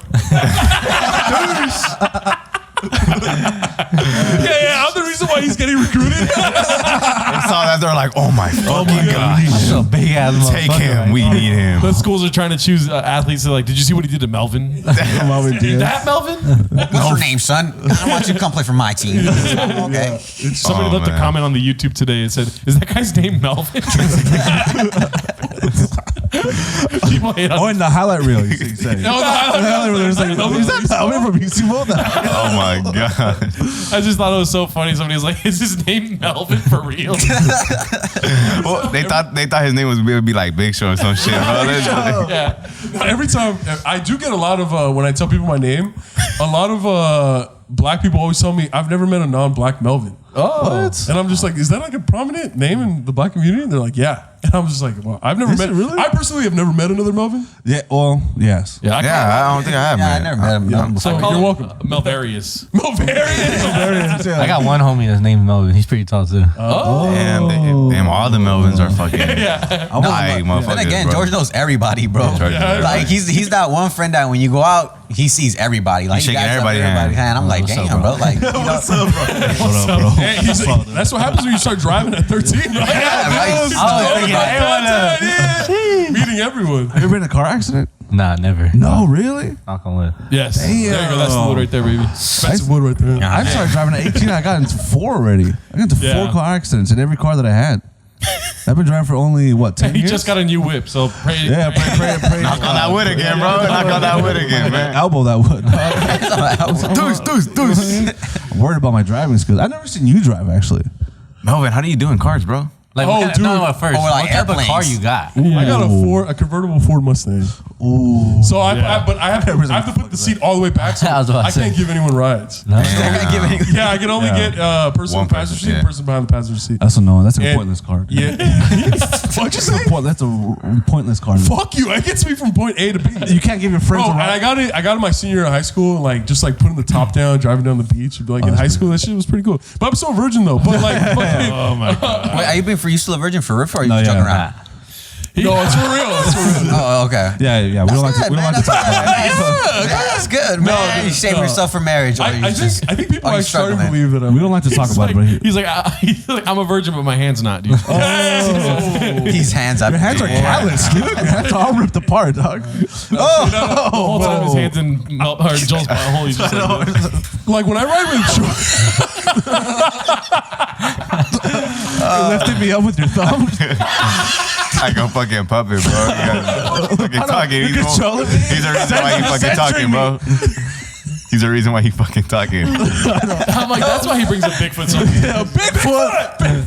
No, but when I ride in fucking his car and I sit in the back seat, my head fucking hits the thing, and he drives all crazy. So like my head's like. I have a mom car. You're not supposed to go into those type of cars, dog.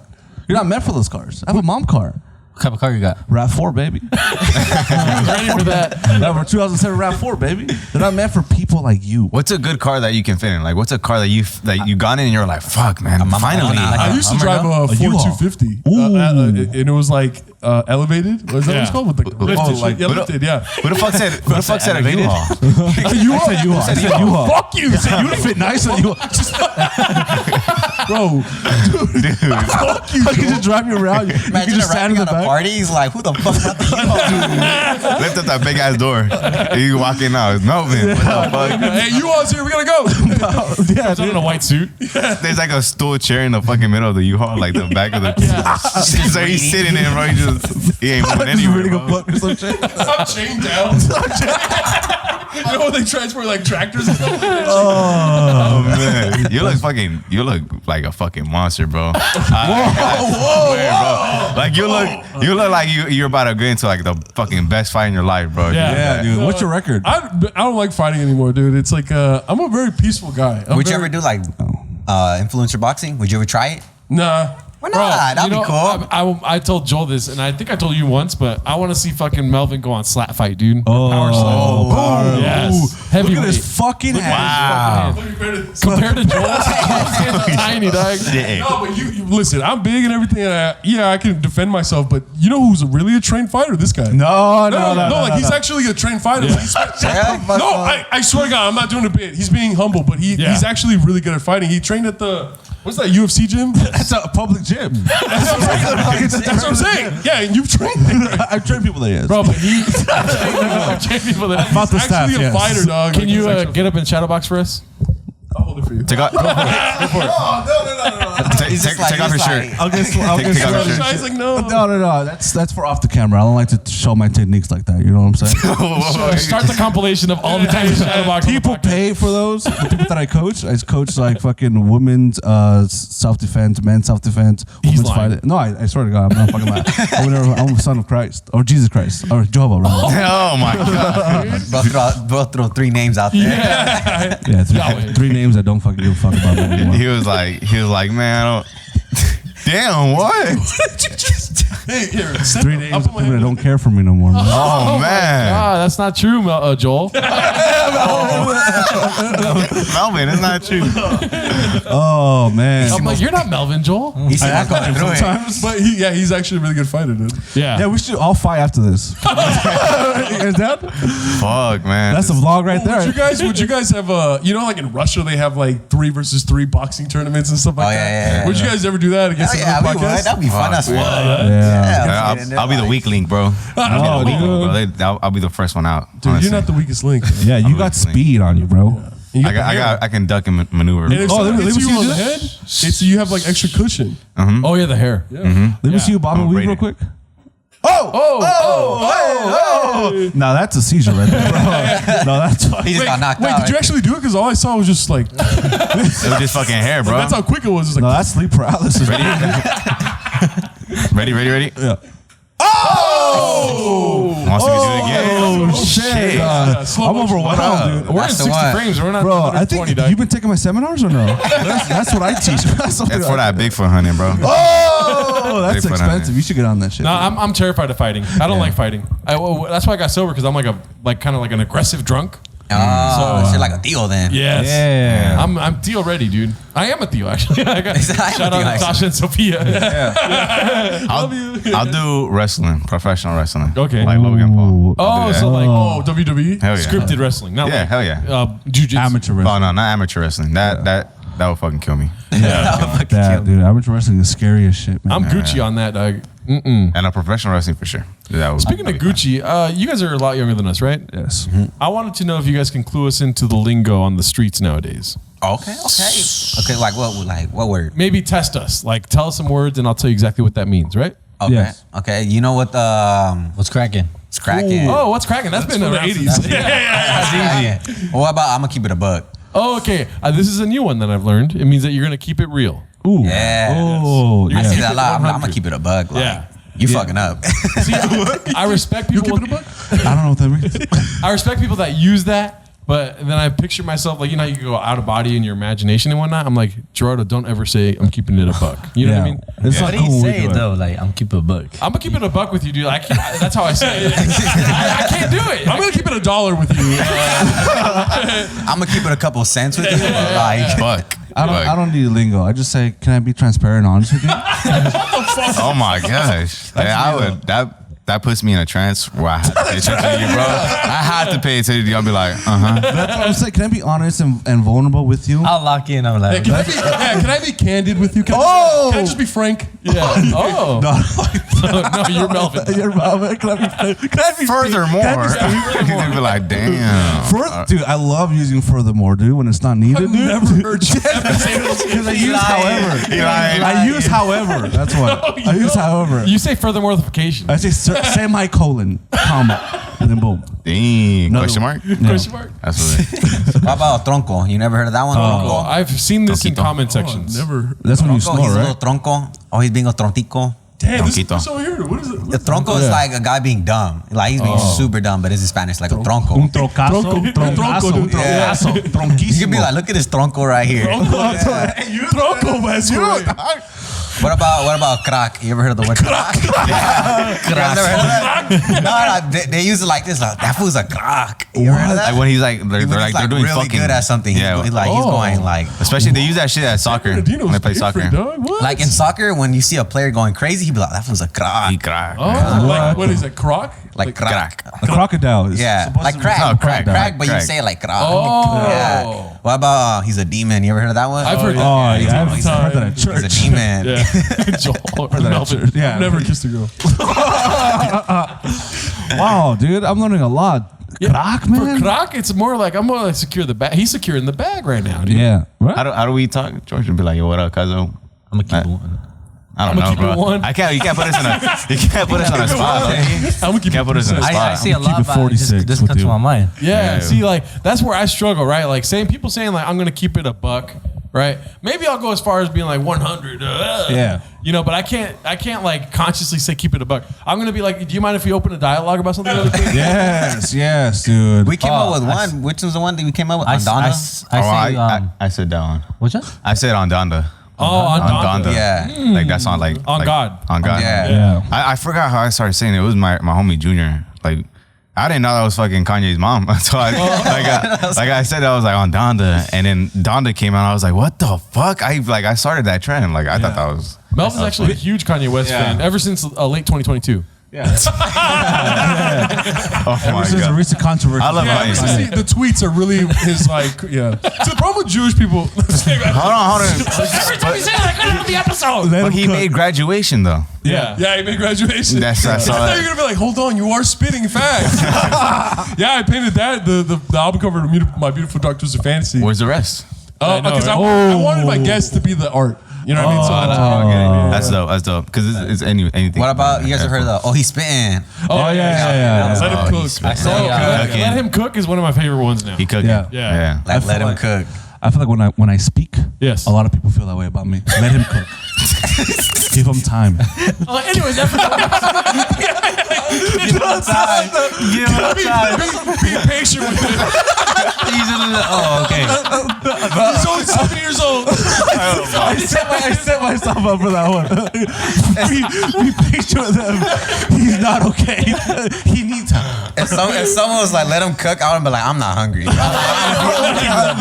me feed you. Let him cook is not being patient, right? I'm like, that's like, let him keep going, bro. Yeah, Like, like, he's that's spitting facts. He's like, spitting let him facts, cook. yeah. not be patient with it.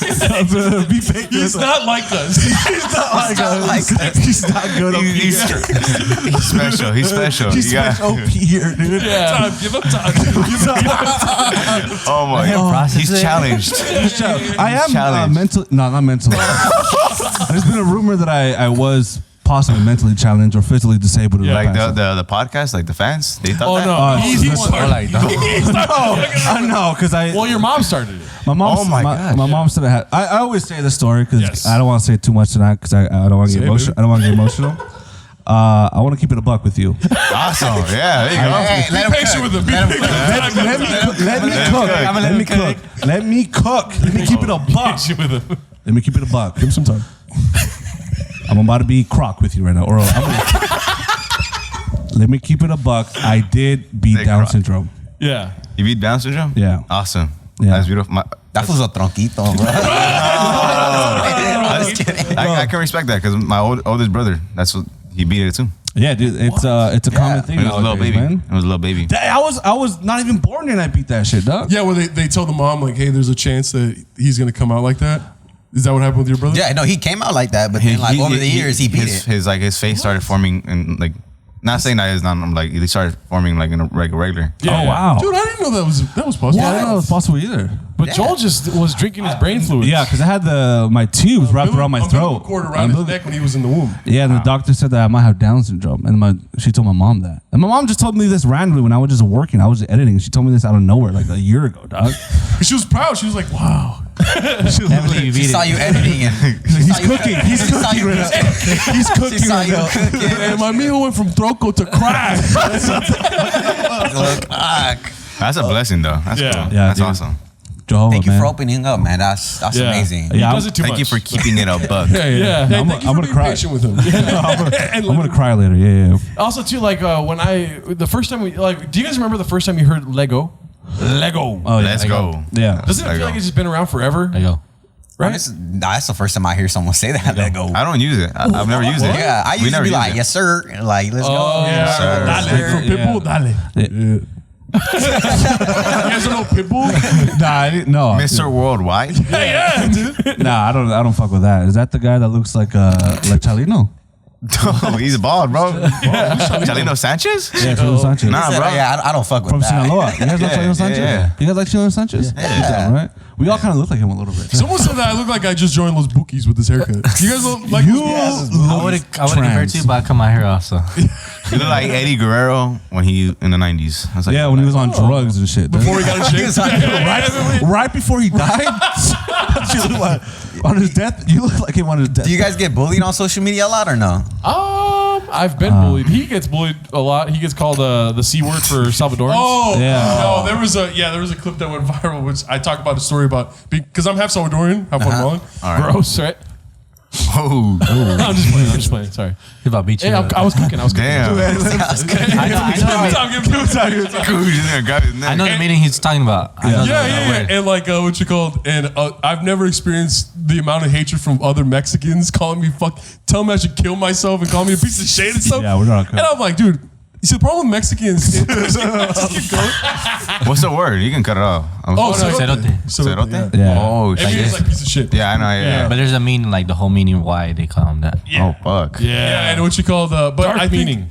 I think just it comes with the territory of like making content. So I'm about to cry. It comes with the territory of making content. Like you're gonna get 100 great comments, and then you're gonna get like 10 comments. That one? Yeah, you're gonna get 10 comments that are the most vile shit you've ever fucking read about. You got a lot more than 10. There was a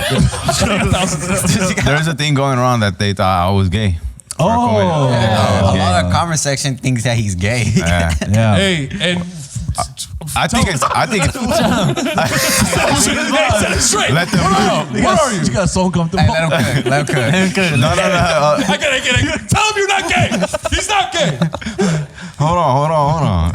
Nah, honestly, they've told me I was gay. It's because I would make like I would joke around way too much. I fuck around with that. Like I fuck around like I'll say like I'm gay as fuck. Like I'll say shit like that just to mess He around. told the girl you're that gay? one time. I'm not gay. I'm not. Listen to his story. They were so proud. Hey, Joe, I'm not gay. Would you believe it? Would you believe it? There was this one time we went to the mall, and there was these two girls. They came up to him. They're like, oh my God, you're so cute and everything. Can I get your Instagram and all this? And he was just fucking around. He was like, oh no, I'm gay. I'm sorry. Oh. And they were like, Say, oh, okay. They're young. They're girls. Yeah. So I was like, oh no, I'm gay right now. Like I said, like I said right now, and I was like, wait, that didn't make no fucking sense. But I just kept it going. I kept it going. 21, I'm not gonna be gay anymore. I was like, yeah, no, I'm gay. I always fuck around with that. I don't like. It's not a big deal, you know, because I know I'm straight. I know I'm straight. Yeah. I got a girlfriend. I get called Ryan Garcia, the Walmart. Oh! I get called that a lot. Hey, tell the camera you're not Ryan Garcia.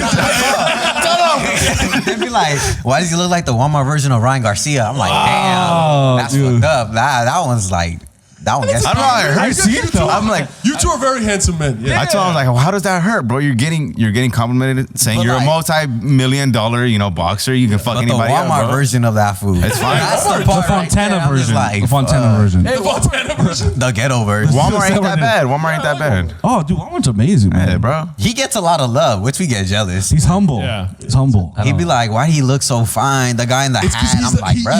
you're like you're more quiet and you're like you give off that mysterious vibe and girls love that shit, bro. Yeah. There's one time I went on a date with some girl and she was like, I just don't know who you are yet. I was like, Come and find out, baby. And then you like, Damn. That's when they know you got them, dude. One's like, who the fuck are you? Yeah. You're like, Yeah, usually. I'm him. I'm him. You guys know that one? I'm him. yeah, I'm cracked or whatever this shit. I'm on crack. Hey, it's like you want one? I do crack. I'm on crack. It's so funny. What was I gonna say? You said Melvin. Oh, usually Melvin, when they're like, I don't know you, he goes, I'm a virgin. I don't know you. I'm a person. What's your name again? Himothy. Timothy, there you go. Yeah, Himmy Turner. That's funny, bro. He gets a lot of. Oh yeah, love. Joel out of this iteration of Isimo, Joel has gotten the most hate. Oh yeah. Wait, what? You were saying love and you said hate, bro. Oh, it's the same thing. Love and hate is the same Everybody thing. gets that, bro. Joel, Listen, like, I'm the quiet a lot one. of hate. I'm like the quiet one right here, So right? it's like Yeah, we're like the same. And these same. people are the fucking obnoxious. You're like, he's like the cool, sexy, mysterious guy that doesn't say much. You're the mysterious guy that's like, what's wrong with him? We Who says too much? what's wrong with him? I'm mysterious. My diagnosis is mysterious. They're like, we're concerned about it. And I understand why. Like, I'll be right back. All right. yeah. Keep going. No, the first time I got hate was off a toast video. Oh, Yeah. Toast video. Yeah, we had a conversation, me and him, on the podcast, and this is when I wasn't even officially on yet. We just started talking about toast, and then he tried to tell me that toast is just a piece of bread that goes into a toaster, and all of a sudden it's toast, right? Which is bullshit. I said that toast is when you dip it in like oil, you put eggs on top of it, you fucking put honey, you fucking put butter. That's toast. That's a sandwich. That's here we go again. here we go again. He's trying to repeat himself, Okay, dude. sandwich, you need more than one bread. Okay, this is just one bread. A Okay. sandwich, you need ham, you need lettuce, you need tomatoes, you need fucking maybe some chicken. Oh, I thought you were cooking something because you were putting that shit in order like if you're cooking. No, I'm saying that. Let him cook. I thought you was cooking. I was cooking. I said that's toast, but apparently people say that toast is just when you put it in the toaster. It becomes Basically, bread. he didn't know what toast was. That's what I think. It's it's bread, a piece of bread that you put in the toast, and then it becomes toast. Yeah. It burnt. no, cook it. okay, no. This doesn't. It doesn't Oh my become. God. It's happening again. It's happening It again. doesn't become. Like, hold the fuck up. It has to look different. It's like when a fucking caterpillar goes into a cocoon and becomes a butterfly. It's something different. A bread going into a toaster, it has to be something else completely. It doesn't become a toast because it's fucking becoming a toaster. Hey, he's running out of bread.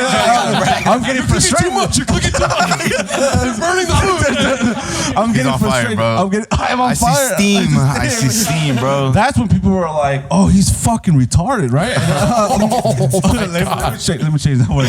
People were like, "Oh, he's not the smartest guy, but he is still very smart. He's thinking outside the box." challenged. Yeah. No, he challenges other people. Yeah, yeah. What was the second or the Martillo one? People call you no sabo, that you don't know Spanish. Even though I do, Yeah. I think my Spanish is probably the best out of all three of us. No, not at all. The only reason why we go viral is so people could shit talk Joel, basically. Yeah. Well, I mean, it's promotion. Yeah. It's good promotion. I know we get a lot of we're no sabos kids too. You guys know how to speak Spanish, though, right? Yeah. Yeah. I do have a tough time. I gotta admit, I do got a tough time. Yeah, same No, here, it's hard, dude. man. It's hard. You're the youngest one. That's I say like out of the three of us, I think I know the most Spanish. Okay. Ooh, Hey. show it off, dog. No, right now I'm on the spot. he's getting serious. It's because when we went to Mexico and I helped this fool a lot. No, Bro, I this didn't wanna motherfucker's a speak. dumbass, bro. This fool Look, is I know stupid. Spanish, but when I got there, I felt intimidated because I was like, I'm gonna say something, and they're gonna be like, "Yeah, this kid's not from our country." Yeah. Oh, yeah. these So are real I was very Mexicans. timid, so I don't want to speak or say anything. So I was asking him like, "Hey, ask him like, what is this and all this?" He's like, "Boo, ask him yourself." I was like, "Bro, He didn't know how to count. He didn't know how to count count the quarter. Pesos? Pesos, yeah. Pesos? You don't understand that. You gotta figure it out. It's scary out there when they got that fluid, perfect Spanish. They're speaking extremely fast. I don't know what the fuck. I feel like I'm at the point where my Spanish is like, because thank God Bad Bunny. Yeah. You got me, honestly, if it wasn't for Bad Bunny, my Spanish wouldn't been like where I'm at right now. And I can survive out there for sure. Yeah. I can stay for a cool week by myself chilling. Yeah. Yeah. Does Bad Bunny know good Spanish? Does he speak fluent Spanish? He sings in Spanish, dude. He All I only hear makes is songs in Spanish. That's not fucking Spanish, dude. There's so much hate for that. It's Puerto Rican slang. Yeah, that's all he says. Dude, stop cooking, dude. It's Puerto Rican slang, bro. It's so fucking hard to understand them Yeah. sometimes, though. It's really hard. They be talking like, "Mami, yo hablo como así." And I'm like, what the fuck did he just? Sometimes it feels fake. That just got me aroused right now. It feels fake the way they talk. Dude. It feels like So fake. all of you guys have been to Mexico. All five of you guys. You guys haven't been to Mexico? I would make them. I've been to Mexico, yeah. Jalisco. I've never been to Mexico. Was the No. longest you guys ever stayed in Mexico? I stayed maybe 4 days. Oh, no, I stayed a week in Cancun. That was my first time going to Cancun. Cancun, Yeah. okay. But I've been in Tepatitlan like 3 different times for just like 3 or 4 days. I stayed there for a week when I was a kid, though. Family or just, Family. Okay. My family's from Tepa. And you, bro? 3 weeks at a time. Where Every at? 3 years in Jalisco. Jalisco. in the Rancho Cuauhtemoc, homie. Okay, why are you pressing them, dog? Shit. Oh, Nah, shit. Rancho Cuauhtemoc in Jalisco. That's where my mom's from. All right, that's My awesome. dad's from Sinaloa. Damn, bro. Yeah. Yeah, dude. Some motherfucking Yeah, Mexicans. They just had their dude. first time going to Mexico Last year in August. last year. Oh, okay. August. It was our first time. It was crazy. How was it? It was beautiful. Different world out there, man. I'll tell you that. Because we But went it's to our parents, our pops. Yeah. We have, same. My dad is his brother. dad's brother. Like they're brothers. They're the only There you guys go. in the family. Yeah. Yeah. That's how we're related. Okay. By fathers. So we went to their pueblo, Oaxaca. Santana de Valle. Santana de Valle. What state? Oaxaca. Oaxaca. Yeah. Okay. Where is that? East or west? I don't know. He's I don't even know. It's in I don't even Mexico. know, bro. It's in Mexico, but It was fun. Further down, like further Okay, so all the way down. south, yeah. south. it was beautiful though. It Okay. was Those amazing. are the only. So you never been? No, I've never been to Mexico. He's been to Guatemala, right? My mom took me when I was like 2 years old.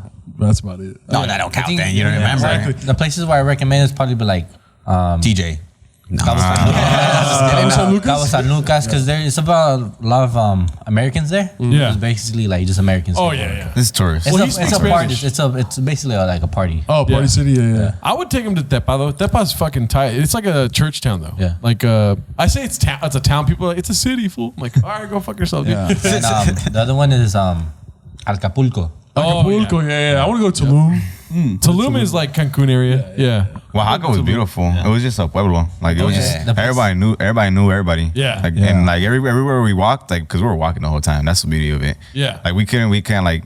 I told my grandpa I was like I told him I was like I love this place. Like I don't think I'm ever gonna like be able to walk anywhere where I live and like not be bothered.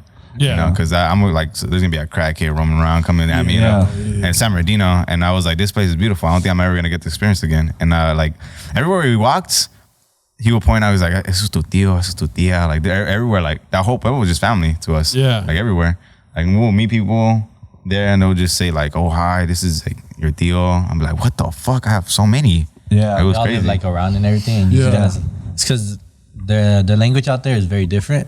They're like Indians. It's Dialects. They have Uh-huh, different dialects. dialects. Zapotecs. That's So, what like- Zapotec. Some of the words that they use is like saxil, sakushi, like all those words. And what's the other one you guys know? Ikazu Shanana, Ikazu Shadada, Ishano Yu. And it's like no one like Yeah. from here is like, what the fuck are you talking? Yeah. So what you It's like talking about? because it's the country. Yeah. Yeah. Kinda, yeah. It's fun. It's crazy because like Zapotec is a dying language. Yeah. Like only my dad. The generation of our dads Yeah. is like the That's last. the last generation that knows it. Like the way they explained it to us was that Oaxaca's right there. I see it now. yeah, It's south of Mexico City. Okay. the way they I explained just didn't want to get it wrong. the way they explained it to us is that like when like non English or English speaking people come to America and they're speaking their own language but they're making you stop speak that your first language and you're forced to speak English because Yeah. you have to learn it. Yeah. That's how it is. Like that's how it was for that pueblo. It was like they were forced to learn proper Spanish Yeah. and stop speaking And Zapotec. it looks down. It's frowned upon. That's exactly what I said about the Quiche shit in Guatemala. Yeah. There's a dialect called Quiche. And it's just like people look down on it because they view it as like less than and like uneducated people speak that. Yeah. Country people, mountain people speak that. Yeah. And I was my grandma forced my dad and my tío to like just to speak it, because it's a dying language. Yeah. And I honestly I wish like even my dad told me and my brother like, bro, like he said, "Mijo, I wish like I really did teach you that language because it's a dying language." Yeah. He said like it's my failure as a father for not teaching you that language. He said, and I was like, no, it's fine, like but it's like it's still beautiful to hear it.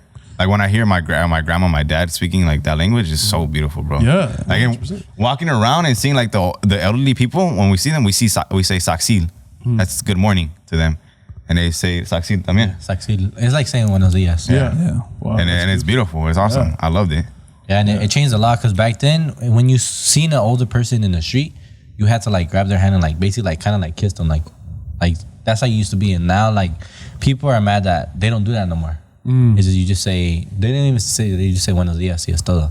Yeah. So- Like the younger generation, you say saxi, they say buenos dias. I'm like, oh man, fucking sucks. What happened to the good days? Yeah, Good days. Look at the good old days. Dude, life in El Pueblo, in El Rancho, is so nice, man. Yeah. It's so peaceful, man. It's beautiful. It's Yeah, peaceful. it's so nice. I like how Everything- there's like snacks in every corner. Oh, yeah. Literally every time I got there, I was like, oh, I'm gonna Yeah, get some chips. I don't know which one to choose out of the 3 stores in front of me. Yeah. Our neighbor was our Theo, Theo. and he had his own fucking convenience store. Every time we're like, damn, I want some soda. Dude, Bro, I had like gang of soda. I was like, man, let me go get a soda. Yeah, I had a Theo as well in El Rancho. They had a little store, and then we would just eat chips and go hang out with fucking horses and shit, and just Man, bro. make food, ceviche all day.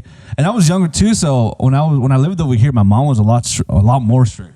She wouldn't let me go out. She wouldn't let me go out past like 5 or 6. She would want me to stay home every day. But when I was in the rancho, I guess she just felt like it was home. She trusted everything. Everybody like knew each other too. So I would just like, it just felt so free. And then everybody's so nice to each other, and everybody just loves each other. And life's a lot slower. You can just slow down and chill and just fucking. It's all. Enjoy the moment. It's a place to retire for sure. Yeah. Oh it's yeah, a place to retire. Yeah, it's beautiful out there, man. Like I can see why my grandparents they want to stay out there. Like now that they like my grandpa, he worked really hard over here in America, so he just wants to chill out there now. Yeah, that's how my parents feel. Yeah. When they retire, they're gonna go back to the rancho. So are both your mom and dad from the same pueblo or from different parts of the Our mom is from Nayarit, Okay, nice. so San Blas de Pic. Yeah. And And then my mom is from DF, Mexico Okay. City. Yeah. So I go out there a lot. I went to the F recently, a year from now. And it was my first time in Mexico City. It was awesome, dude. It's super dangerous out there, though. It's very dangerous, but it It's was very daytime. dangerous. It was daytime. I had one day to walk around, so I went out for the day. And on a Sunday, they had like the bike race or whatever. Every Sunday they have like a big bike off or whatever. And I was like challenging myself, like I'm just gonna talk to some random people in Spanish. You know what I mean? And I did pretty good, dude. Yeah. They all knew I didn't speak Spanish, but I did pretty Your good. Spanish has gone a lot better though. It has. A lot better. A lot man, better. Maria. Oh yeah, my girlfriend. listen to Bad Bunny. Listen to Bad Bunny. Yeah, listen to Bad Bunny. No, you know who helped me a lot? Carlino Sanchez. His vocabulary was Because his the way that vocabulary he was good. sings and everything, I was like, okay, let me try to learn the words that he's saying. Yeah. Yeah. And I'll try to like translate it and everything. I'm like, okay, that's what kind of like helped me. Yeah. And then being with my friends at church, at church and school, like just talking about talking shit.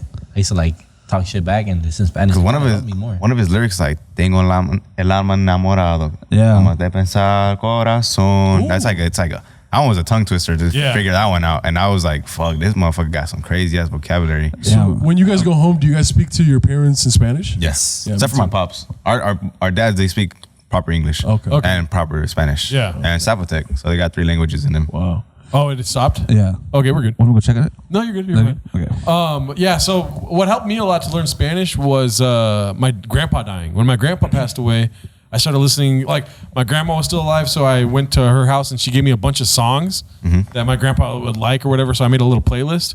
And it was a lot of Ramon Ayala, obviously. Like, only songs that I recognized from when he was around and we would listen to it in the backyard. Ramon Ayala and Chente. I know for the most part the songs on my playlist, like front to back, and learned so many words from that. Like Un Puño de Tierra, stuff like that. That's mostly where I learned my Spanish from. And then I'm forced to listen to fucking Bad Bunny and what's that? I'm forced. Fucking Carol G. Karol G. J Balvin and all that J shit. Balvin, my girlfriend will in her car, she'll be playing all that stuff. Yeah, I fucking love that. I love reggaeton. Reggaeton's a fucking bop, bro. It's a bop, dude. Like we had Daniel on the podcast. He's a DJ, wedding DJ. Okay. And he fucking his love for reggaeton made me like accept the fact that I love it also. Yeah. Bro, I say this all the fucking time because during the pandemic, bro, like when I was like a little younger, I was like I dressed so fucking horrible. I was so ugly, like not ugly, but like I wouldn't dress like how I would dress now. No drip. There you go. I got no swag. Okay, yeah. I had no fucking swag, bro. I'll give you that. And then fucking I just started listening to Bad Bunny. I got into Bad Bunny and I was like, you know what? These motherfuckers fly. This whole reggaeton game is just, they got swag. And I just started dressing like, I just started working on my fits during the pandemic. And just getting the, like, look at me. Swag, bro.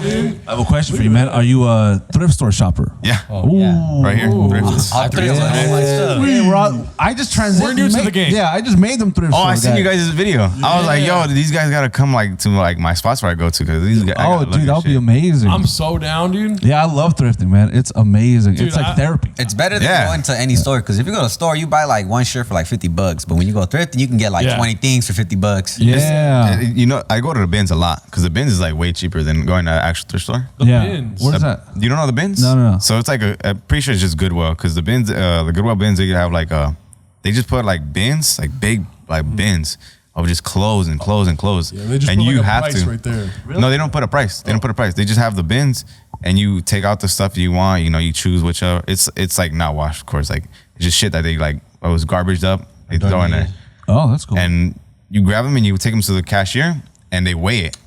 So they go by pound.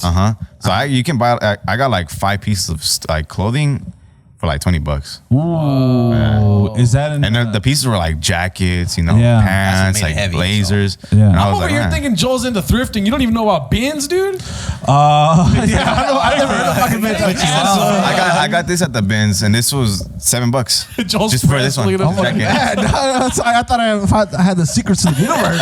I got this shit for $4. Yeah, we got these boots too at the what's it called? Oh, damn. The thrift shops too.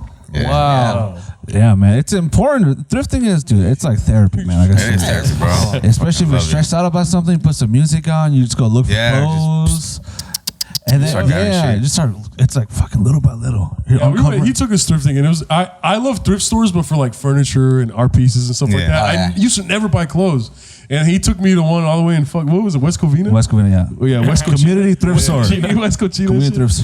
Yeah, and it was cool. I was just like, holy shit, man, there's a lot of cool stuff for like $3. Yeah. Yeah, and the smell was a little weird when I first. Okay. Oh yeah, you got. I wear gloves when I go to the You bins. see? I wear gloves when I go to the bins because even people that work there, like I've spoken to them, like bro, you gotta be careful because I've seen shit that's here like that you don't want to touch. Yeah, because they don't wash them. They don't wash them. Yeah, they so don't wash They them. might have bed bugs. I grabbed shit before I started going to bins. Like I first started, I grabbed like a fucking piece of like underwear that had like pea stains. I was like, Oh, did you buy it though? Did you buy it? I'm wearing them right now. Shit. No, but yeah, you gotta like protect like your hands and shit like that. Yeah, man, because clothes is expensive, dude. Yeah, hell yeah, clothes is expensive nowadays. The only thing I wouldn't mind spending a lot of money on is pants. Like Yeah? I spend like $20. That's it. Yeah. The 20, But 25 bucks, jeans, $30. But after that, it's like, all right, what am I doing here? 40, are we 50 bucks. What are we doing? Yeah, what do we do? 40, 50 bucks for some fucking pants, dude? Yeah. It's ridiculous. I would never spend a lot of money on shoes. Oh. Like $200 shoes, I would No, never do that. man. Fuck, I only bought a pair of like the most expensive shoes because I used to work at a shoe palace. Yeah. And it was last year where I worked. And last year they had the hottest drop. It was Jordan 1s. Yeah. They're lost and founds. And I was like, fuck, these are like the most hottest shoes of the year. And I was like, I'm just gonna get it. It was $180 retail for Jordan 1s. And I was like, fuck. And now they're like up to like $500. Oh. Dude, you know WSS? Yeah. Are they fake shoes? WSS? Probably. Huh? No, I don't think so. It's just so fucking weird how they have you like pick out like the boxes right there. Because at Shoe Palace, I had to go back in the back Oh, and get yeah. the shoe for you. Yeah. So I thought WSS was just for work shoes. No, it's everything. I bought some like sick ass Jordans there, like rare ones, and I remember being like, dude, these gotta be fake. Because there's no way, and it's also Yeah, these are difficult fake. for me to get shoes because I'm like size 15. you're size 15? Yeah, I'm size Oh 15, fuck, yeah. bro. I never had that in my store, bro. Yeah, exactly. No store, so I always have to buy them online, and sometimes they're sold out, and sometimes they arrive to my house and they don't fit me right. I'm like, fuck, I wish I could just Damn, go to the bro. store and try them on. Yeah. That's why it's like with the whole thrifting, it's difficult to get my size and like Nah, bro, clothes and bro. pants and Thrifting, bro. They have. I wish I'd be looking at a clothes and it's like fucking double XL. I'm like, bro, I wish have this the shit was opposite, mine, dude. bro. I have the exact fucking opposite experience, bro. I sometimes find the sickest fucking shirts, the pants, the best shoes of all time, but they're literally like medium or small. Dude, And thrift it's stores have like 3 or 4 X stuff. Yeah. Yeah, bro. Yeah, but they all look fucking weird. They're all like this, though. No, they all look weird. Dressed up like me. He was gonna get a shirt that would make him look like a Dallas Cowboy cheerleader. Yeah, because that's the only thing in my size. What size are you? Shirts, I'm like 2X. 2X? Dude, 2X. I found a bunch in 2X. Yeah, I do too. I find a lot find of a bunch of shit. stuff that's too No, we gotta go to Looking the in the wrong bins. places. You're looking in the wrong places, man. You gotta hit the bins, dog.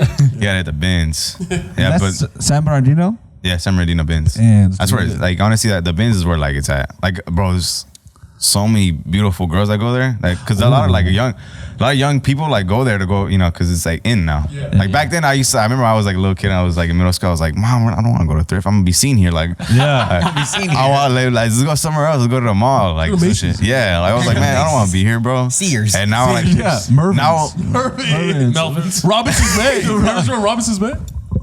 And now I see it. I fucking like. I always want to go to the thrift shop. Like that's like the go-to place now. Yeah. And there's so many beautiful girls that go there, and like so many like young people that go there too. Yeah. That's where it's in right now. That's where you get your swag. That's where you get your drip. Y'all spoken for? All three of you guys? Have I smoked before? Oh, no. Are you spoken for? Are you spoken It's an old way of saying, do you have a lady? Yeah. Yeah. We got it. That's an even older way of saying that. We got it. Are you taken? I am. Yeah. No? Little situation. Situationship. Yeah, I'd be like that sometimes. Situationship. That's crazy. But yeah. George is like, and that's it. No further. I'm just gonna leave it at that. Yeah. I'm like, say your name. What about you guys? Are you guys? Yeah, practically all married men. We're all, You. He's married with a kid. Okay, I am. Okay, you guys are married men. Yes, I just have maybe a situationship. I just have a stepdaughter. What the? You're a situation marriage. Situation marriage ship. Yeah. You have a daughter, bro? I guess stepdaughter. Oh, okay. Yeah, basically. Yeah. But these guys are officially married though. Basically. No, we're not officially. No, not When you say officially. officially, it's not- Okay, but like long term, I see, I'm seeing. Pinky ring till I get a wedding ring. That's how I was. That's how I was. Like, I was with my ex-girlfriend for 7 years. Oh. Damn. So you guys met in like first grade? Yeah. We met in high Elementary school. sweethearts. Okay. High school. Beginning of high school? Yeah. Freshmen.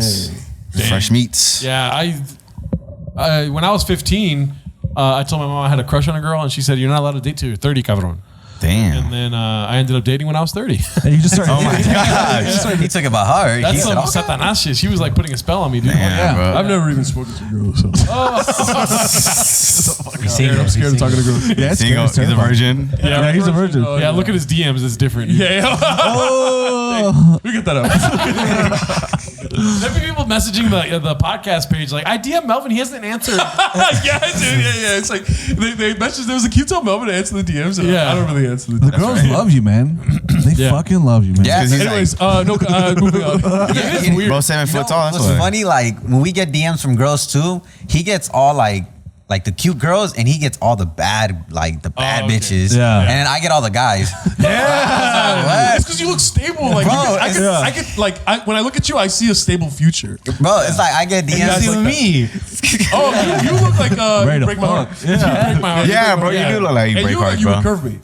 You're like Shawn And Michaels. then that'll make me want you. Shawn Michaels. dude. Heartbreak kid. Heartbreak, That's what I'm yeah. talking about. Right? Shawn Michaels? And then you curve me, and then that'll make me want you more. That's what you look like. Yeah. for sure. So like he gets all the cute girls. Oh, you're so cute. I love your hair. And then they get him like, oh, please take me out. And I get the, hey man, you're pretty cool. I'm like, oh, thanks man. I love Hey, bro, that. your podcast really helped me through tough times. Thanks, bro. Like, Wow. That's what I get. I get all the dudes. I get all the dudes, man. I get all the dudes. I mean, all the I bros. appreciate it. I'm like, oh, thanks for watching. But sometimes I'm like, man, come on, like, You just got want one girl hit me up like, you're handsome or something. You know? I get, dude, there's some married women in my DMs. Remember I showed you guys? Oh, Some married women calling me handsome and cute. You know the request folder? Yeah. I have a long request folder. Yeah, I do too. I have a long and like, one. and I remember being like, what the fuck? And like, you go on their profile and I'm like, you fucking happily married. What the fuck you text me for? Yeah.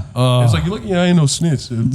Yeah, I have this one request every day. This one guy sends me a Bible verse every day at the he's same gonna- time. He's gonna kill you. I'm just, I don't know. So I'm just like, oh, I read them like, oh, that's cool. But every day he sends me a Bible verse at the same time. That's So I'm just scary, like, bro. Yeah, those are Okay. really weird. I actually had on TikTok, because I run the TikTok account. Yeah. And some guy tagged us on TikTok, and he like duet one of the videos I was in that I was talking in, and he was like, I think he was possessed or something, because he was like, oh, I can't wait to get my hands on you, kid, because I'm gonna break you like a twig. I'm gonna eat your soul and I everything. want your scrawny little arm. Yeah, like he started Oh, moaning and shit. sweating, and I was just like, what the fuck? Was it Joel?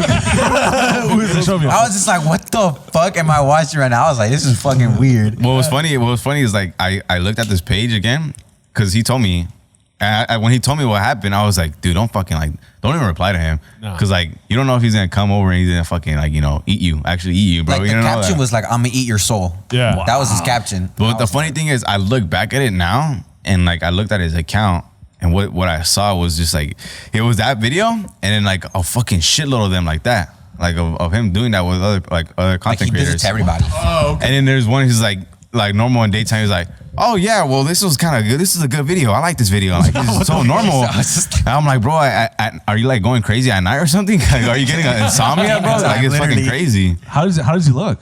Does he look sketchy? Beard, long hair, like long hair. Beard, long hair, Mexican. Oh, Whoa, a lot of you. Kind of like all three of y'all. Okay. That's why I cut my hair. That's the thing too, because I run the TikTok for Isimo, and the request section for the messages is all Bible verses. Yeah, dude. I get that too. Yeah. Yeah. It's just like people sending Bible TikToks and stuff, like it's gonna shake us or like change us. Yeah. Yeah. I don't know. Might help us a little bit. Thank you. might help us. Like, yeah, thank you for that. That's a blessing. Yeah, of Yeah, course. no, but thank you, but It's a lot. Listen, A lot. if I come up to you on the street, you don't know me, and I'm talking about God, right? Kind of off-putting, dude. Ask me for my name. I have a name, dude. I have eyes right here. You know what I mean? Yeah, man. Like, be human about things. Yeah. You know? I don't mind talking about God or having a conversation about religion and whatnot. A lot. Honestly, I disagree. I disagree on like the Christians that they put the fear of God in your heart. Yeah. They come up to you saying you're like blasphemy. You're gonna go to hell. Yeah. No. Like, our church. This is why we love our church. They showed us the love of God before anything. Like George, how did you feel when you first stepped into the church?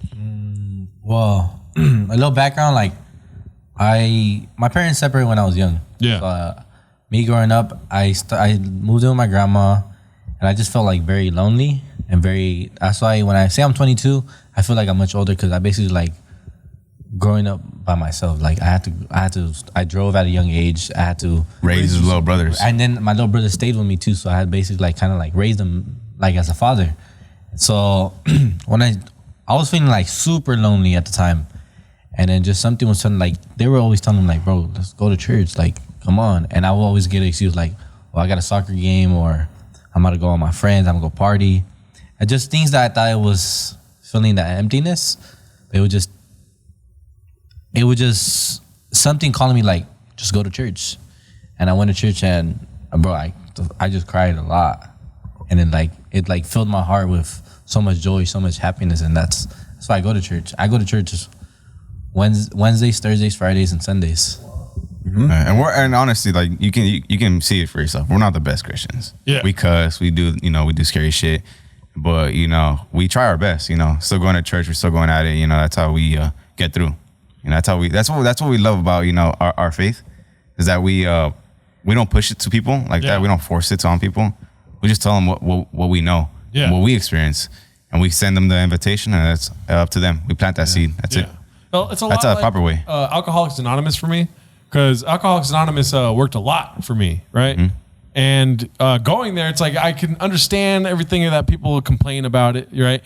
And I parallel that to Christianity or religion, right? Because people can talk all the shit they want to, but it's like it's a one size fits all answer. Like Alcoholics Anonymous is meant for the guy that's like outside sleeping in a gutter, and also for the guy that has a low bottom that's kind of like just lost his company or something and drank too much, Yeah. But it's a one size fits all solution for me, where it's pretty simple, where you find a higher power, like your God, Yeah. and then move forward like that. But people, pressing that on people, that's not even how it's supposed to be done, No, it's not. Like 12th stepping somebody is when they come to you, Mm-hmm. So I find the similarities in those two things. And that's how we lose. That's how somebody can lose a faith. That's how somebody can lose their faith in God. It's when like you're being pushed to it too much. Yeah. And like maybe something like happens during your journey, and then and you lose your faith because something happened, and you're like, man, I don't want to do this no more. And you don't blame the people, you blame God. When it's in reality, the people aren't perfect. People are not perfect. It's a complicated world, bro. Like I always say, it's a complicated world. What denomination of church? Pentecostal. Pentecostal. Mm-hmm. And what is the distinction of that? There's like a lot of like different branches of Christianity. Yeah. Pentecostal is like more, we do It's more spiritual. Holy Spirit, Jesus Christ, and God. We put Jesus, we always put them all on top together. Yeah. And you know, we worship God. Like, you know, it's how do you say? It's more loving for sure. That's how I can see. That's how my experience What is. More loving. No, the Pentecostal. Pentecostal. Yeah. Right there. There you go. There you go. Put it in my phone. Yeah. You guys, this is the first time you guys do handhold, huh?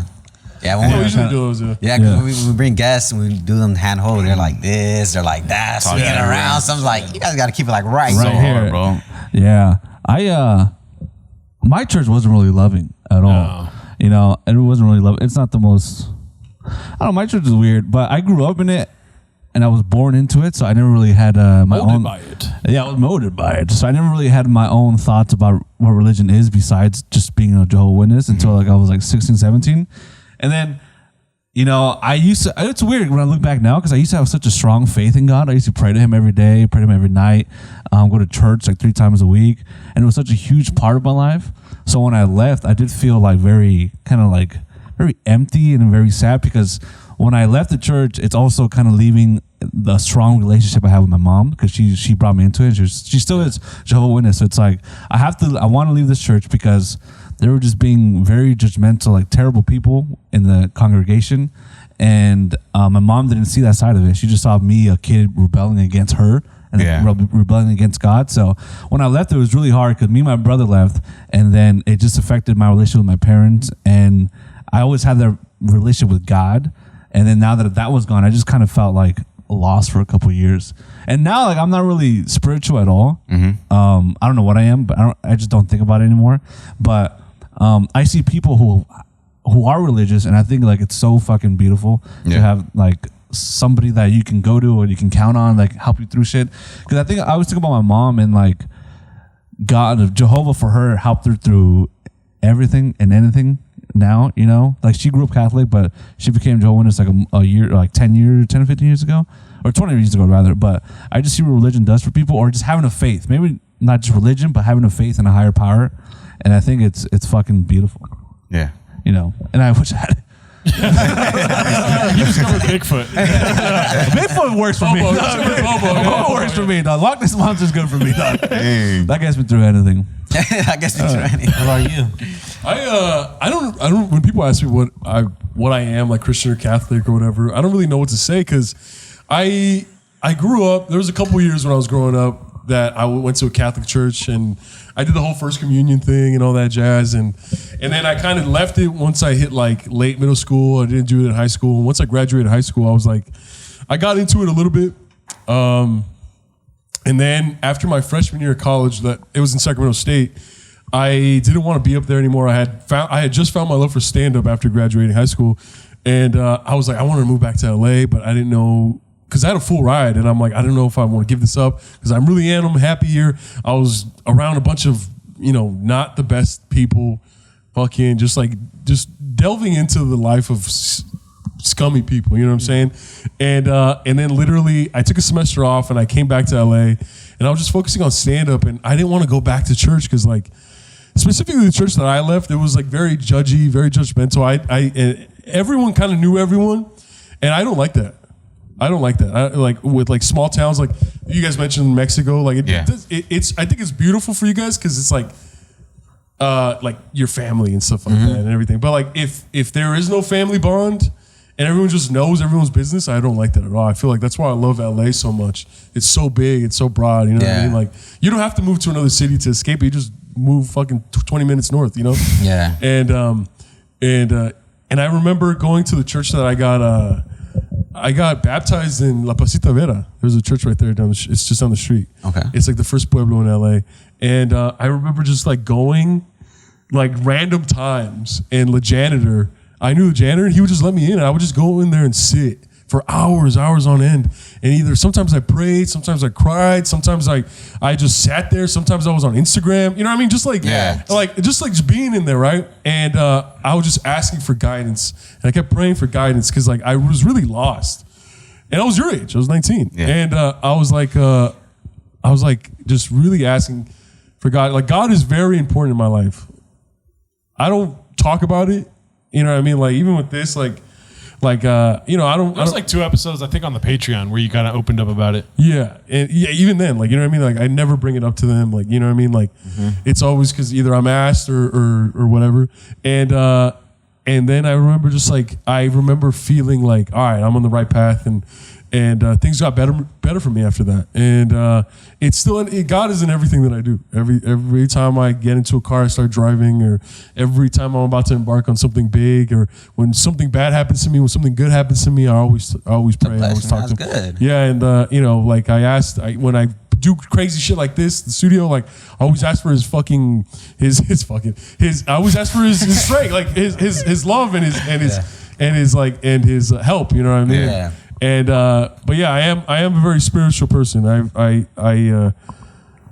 I do believe in God heavily. Yeah, he is a very big part of my life. But I don't know if I'm a Christian. I don't know if I'm a Catholic. I mean, like, that's why I asked you what is it? Pescatarian. When you guys talked about it, I was like, dude, that kind of sounds like what I do. Like, you know, like you know, and like God, Jesus Christ, and the Holy Spirit, and La Virgen de Guadalupe. Like, you know, that was a big thing for me growing up, and I like church. I like the community of it, the community aspect of it, but I haven't really found a home for me yet. I'm not gonna lie, Pentecostal, it sounds like a very white word. Is there like a large Latino? Oh yeah. No, at first, like, it was the church we're in. It was like a white church. Okay.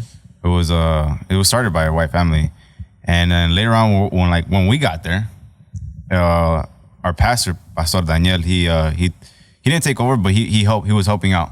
It was the guy who was running it. His name was Pastor Gary. He was a white gentleman, and he was really good, bro. He was really good at what he was at. Really good, bro.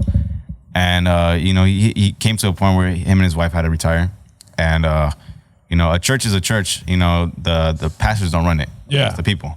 So we had a board meeting deciding if our Pastor Daniel is going to be our senior pastor, and we made the decision.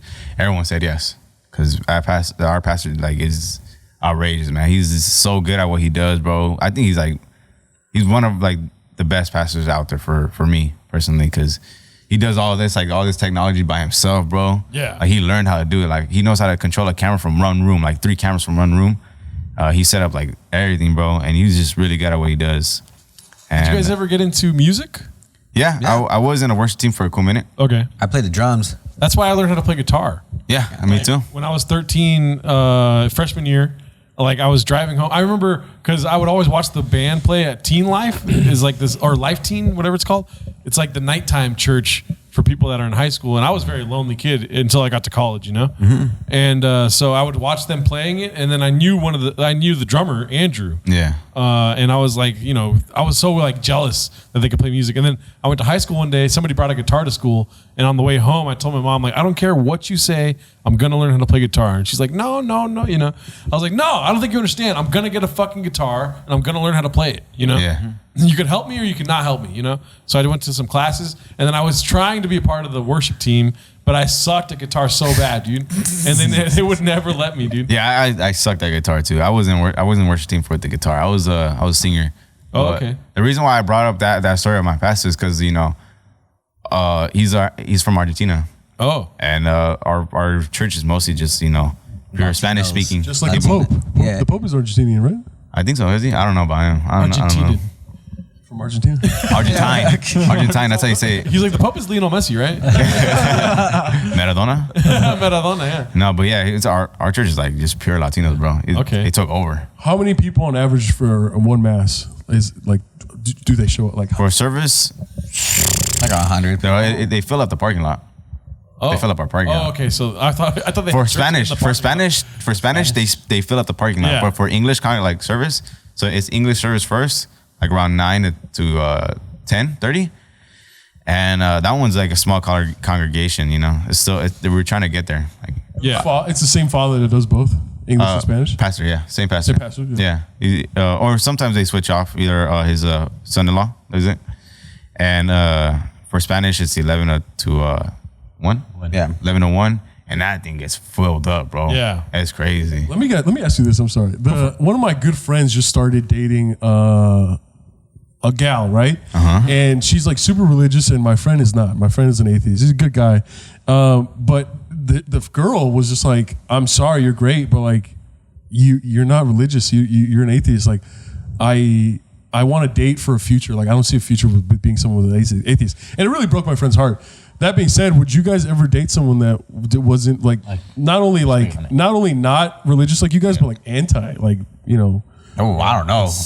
One thing I could say is with the relationship that I had, that's when I started going to church and me trying to live the righteous life, doing these things. When I stopped drinking, stopped smoking, my partner was still doing it. And it was hard for my walk because it was temptation, you know? Yeah. And I just learned like a relationship does not work if God is not in it, because it's hard. I can tell you from experience, it's super hard. And that's why we separated, because it's just something I couldn't do. And it had destroyed my relationship, but luckily she started going to church now too, so she kind of has God in her life. It just, if God wants us back together, then God will put us back together. But yeah, it is very hard. I've told Georgia, I was like, dude, this is happening for a reason, bro. Like, God, like we say all the time, and people are like, what does that mean? Like, we say God works in a mysterious way, and they're like, what does that mean? Until you find out for yourself. And he found out for himself. Like, both him and his ex-girlfriend are go to our church now. And she literally said it. She'll always tell us, she'll say, I'd rather die before I go to church. Yeah. And I was like, it was hard for me because I was like, dude, I'm trying to go to church. She was religious back then, and then something happened that just shifted, and just something was calling my name to go to church, and me try to bring her. She was like, no, I'd rather do anything else but go there. And it just, God had to separate us for her to go. Like, had to separate our relationship for her to go back to church. And I seen, I'm like, oh. God had to separate a 7-year relationship, bro, just for her to finally figure out what the meaning of, you know, his love is, God's love is. And bro, she's working so hard. Like, I've never seen her how she is like now. Like, she's working so hard in her faith. And I see it, and I love that. Like, honestly. And it's hard, bro. It's hard, like, dating somebody that's not in your religion. Like, it's pretty hard. Because, you know, you guys have, like, faiths. But I know people that can, like, you know, that, because when you're a Christian and you date like somebody that's like that's not in your religion, you're like, oh, I'm gonna convert her. That's your mind game. But it's so hard, bro. It's the hardest thing you can do. And some people will live with it, you know, until like one of them, you know, figures out who they want to follow, you know. I think it's just a decision, like, for them both to figure it out, you know. That's how it should be. Yeah, I got sober because I wanted to date a girl. Right? Yeah. And so she was like, the night we both did comedy, right? So I was going to do open mics. I do open mics every night at this time. This is before the pandemic, 2018. And I went to the Chatterbox, and she was like, I'm not going to make it tonight. And I was like, I don't care. I'm just so focused on this thing that I was really bad at, by the way. Like, I was just monotonous when I would go on stage. Like, I would just go to smoke weed. I would go because, I would go to bad mics just because the drinks were like $2 for a shot and a tall boy, you know? Okay. And it'd be like, all right, fuck it, I'm going to the Hideaway tonight, even though I fucking hated being at the Hideaway, you know? Yeah. But it was just like, I was just following my high in a sense. And so I went to the Chatterbox that night when she said she wasn't going to go. And then I'm sitting there getting free drinks from Steve Hernandez, the bartender, and I'm just drinking it. And then she comes in and I'm like, well, I thought you said we were going to be here or whatever. Like, whatever. Like, and then I go on stage to do my thing. I was trying out a new joke. And in my mind, I was just like trying to work on this joke, this new joke that I was doing that I don't even do anymore. It's a fucking terrible joke, right? And so like, I completely forgot that she was there, or even that I was interested in her. And I knew that this other fool would have weed at the next mic, right? So like, I literally, I was just like, all right, cool story. Like later on, you know, after I got off stage, and she's like, hey, can you help me check the oil in my car? Random, right? Like fucking random as fuck. Like, bitch, the oil's good, you know? Yeah. So I go out there and I fucking pull out the thing, and I'm a little tipsy, whatever. I'm pulling out the fucking oil stick, and I'm looking at it, and I use my fucking jeans just like to wipe off the oil stick and then check it again. Typical Gerardo. You do that when you're sober too. Boy. Still does that. Yeah, still doing it. And then I was like, yeah, you're good. Whatever, you know. I don't know how to check oil, dude. Yeah. And then so I was like, you're good, whatever. And she goes, if you want to see me, you got to get sober. You know, like every time I see you, you're drunk or high. And I was like, what? You know? But like when she said, if you want to see me, I was like, I want to see you. You know what I mean? Damn. In my mind. And so the next night I went to AA for the first time. But that night too, I fucking wrote out. I had a blunt. The homie Gil gave me half a blunt at the second mic, House of Pong. and I'm fucking smoking that shit. I do my comedy, whatever. I'm like, dude, I fucking killed it, dude. Hey, before I got sober, dude, I killed it. I didn't kill it. I have the fucking recording on my phone. But like just being in that crazy like mind state before like this rebirth of sobriety for me, which is what I kind of, said earlier, like AA is kind of like my new religion in a weird way, right? Yeah. So I go to AA, I start seeing this girl, whatever, and we start dating, and then I fucking break up with her 60 days into sobriety, which is a big deal. Like 60 days, boom, you get your 60-day chip. There's 30 days, 60 days, 90 days, 6 months, 9 months, and then 1 year. All right. And it's like it all changed. For like I had a choice to make whether or not I want to be sober. Just like I'm saying this because God works in mysterious ways. Yeah. Or the higher power for me works in a mysterious way.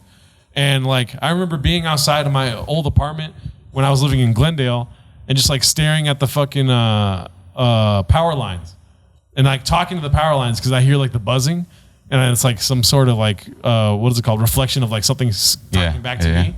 And I'm like saying like, do I even want to be sober? Because when I fucking broke up with her, I walked into the bus and I started crying. I'm like, I don't want to break up with her. Like, I can't wait to go smoke some more or hit up my homies to go chill with them again, Mm-hmm.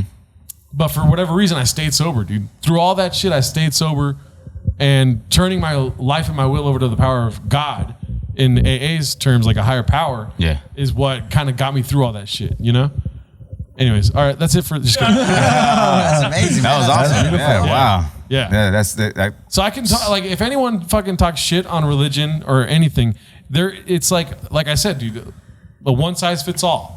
You know what I mean? Like, yes, things can like logically it could be extreme to you, but that's how somebody feels. Like your neighbor feels that way, dude. Yeah. Even the crazy homeless guy walking down the street talking about God feels this certain way about this thing that they found. You know? And it speaks to people differently. It's in every aspect of human life. It's human nature. That's why people join gangs. That's why people join cults and people join fraternities and go to certain schools and move to certain cities because they want that like sense of community of something bigger than themselves. You know what I mean? And dude, No, I was just gonna say that even though when I left, it left a sour taste in my mouth. Like when I left the church, because everybody was just talking so much shit about me. But no, they were just saying I was a terrible kid. I was like fucking like a follower of Satanas and all this dumb ass shit, right? Just because I was like, I don't know if I even believe this anymore, right? Yeah. But anyways, when I left the church, it's even now like it's hard for me to talk down about the religion or about religion in general, just because like I just think about my mom, and then something that changed her life for the better. I can't fucking talk down on that at all, Yeah. So I mean, kind of like what he said, I don't push Christianity on no one. I just show them what God has done for me, and maybe someone out there in the world that's watching could probably feel how I was feeling, and me going to church is what I feel that thing that I was going through. I just show them. I just try to be happy all the time. I don't show that I'm sad or no one. I don't show nothing of sadness or anything. I just try to be happy, try to be joyful. Just, I don't know, eventually, like when I'm cutting hair, just a conversation with God just comes out and I start, what is the word? Evangelizing? Evangelizing. I start speaking about God, and it just like, I like having genuine conversations. And that client's like, dude, like, it's a nice cut, bro. I like it. But the conversation we had, like, it just really touched my heart, and that's what truly makes me happy. I'm like, it just makes me so happy. Yeah, I like this type of conversation that we all have. Like right now, we had like a good conversation. No arguing, no debates, just talking about what our experience with our certain religions and what we believe in. Yeah, it's what it was like, what happened, and what it's like now. Yeah, is what Alcoholics Anonymous classifies it as. Like, fool, I was stupid. I was fucking drunk and shit. I got sober, and now I'm like all happy. That's like the basic construct of any share. Yeah, that's dope. Yeah, and I think that's the healthiest way to do it. Like when you have a conversation about, like I've had friends that are really, really religious, and they know how I feel. I'm just kind of like, I'm not really sure about anything. But when we have like normal or natural conversations about God and our belief system, it's so much easier to get to know each other's understanding, as opposed to when people like are religious but they want to convert you, but also being like, you're wrong, what you believe in is wrong, I'm right, I'm going to show you what's right. It's like when you have that attitude, it kind of just pushes people away from it. Yeah, because I can tell you guys are coming from love. Yeah, it's very, very, very obvious that you guys are coming from love, and you guys You guys know Christians that don't come from love. Yeah. Right? I always tell people, like, church-going people are some of the best people I've ever met or some of the worst people I've ever met. Yeah. There's like no in between. Yeah. There's like no in between. And like, that's why, like, yeah, church has left a bad taste in my mouth. Yeah. Church going, like mass and stuff like that. And I do eventually want to get back to it. It's something that's in the back of my head. I'm not anti-church. It's just something that, let me get my life back together, and then once I'm ready to go, I'm going to go. But you guys come from love. I could feel it. Yeah. It's very obvious. Yeah, we've seen people like condemn others, and then those people step out, and we haven't seen them since, and that's what hurts us. Are like, damn, bro, we don't want to do that. That's not what we want to do. That's not the right way. Yeah. Kind of going back to what you said, like you know how you said I want to get my life together and go to church. They said we have this thing saying like a church is like a hospital. When you go to a hospital, you go in there like, hey doctor, I need help. The doctor's not gonna tell you, oh, go fix yourself and then come back when you're good. Nah, Yeah. He's gonna help you, right? A church, going the way you are. No one's perfect. It's broken people. It's broken people that try to see God. I wasn't there because I was perfect. No, I went there when I was broken. And God fixed me. God filled my heart. That's why people need to understand, like, go the way how you are and God will change you. And people always have this concept too about church. Because I try to take my friends to church and they go, but they always told me the same thing. Oh, I'm scared because what if they put me in a circle and they start praying for me and like I'm gonna start going crazy. I'm like, dude, it's nothing like that. You just go, you sit down, you listen, and then you're done and we'll go eat. That's how it is, literally. Nobody's gonna come up to you like, what have you done in the past? Like, tell me your sins. No one's gonna do that. They're not gonna condemn you. Yeah, they're not gonna judge you. You're just gonna come, sit down, listen to the word, and then you'll pray for yourself or people will pray for you and then you're out. That's it. Like nobody's gonna come like put their hand on you, be like, whatever's inside you, get out. No one's gonna do that. They were really scared of it, like genuinely scared. And I remember I took them, they sit down and they were like, dude, like what if like something happens to me? And I'm like, dude, nothing's gonna happen. You're not gonna burn. And when that happens, that's called altar call. And it's a decision that you make. Like they say, oh, we invite you guys to the front, the altar. Yeah, they'll be like, we'll pray for you. If you want to pray, we'll pray for you. And it's your choice if you want to go up there or not. You don't have to. That's all it is. So for people out there, if you guys want to go to church, don't be scared to go. It's a cool place. The last time I went to church was the first month of 2020, right? And it was this fancy old church in like West LA, and it's a theater that they converted into a church. Or did you go to Zoe? Hillsong? What is that? Zoe? I don't know. Hillsong? I forget the name, huh? Hillsong? No, He doesn't know the name. No, I went for a friend. They asked me to come with them because they were visiting LA, and I was gonna don't touch me. And they were visiting LA, and they were like, I was like, let's meet on Sunday. He's like, I gotta go to church. You want to come with me? And I was like, all right, fine. And it was really cool, very special. It was a young pastor, and it was like a show. It was like a motivate. It's like a Tony Robbins or like a concert. You know what I mean? Exactly. Yeah. And Stevie Wonder was there. He was a patron. He was in the back, just like enjoying the.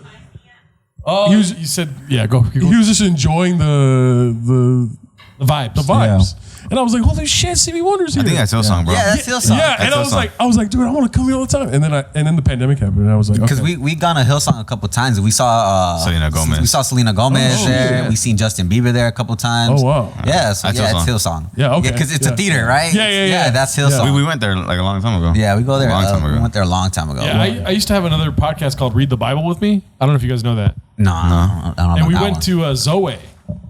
It's a church right here up the street off of like 7th and Fig. I like cross streets, by the way. But I went to Zoe, and it was kind of like I don't know, it was this weird thing. It was a weird thing. But I don't know what kind of denomination it is. I'm a Catholic. Like, I was born Catholic, raised Catholic. I've been through 4 of the fucking 7 what is it called? Sacraments. And so going to these other churches, like I've been to what's it called?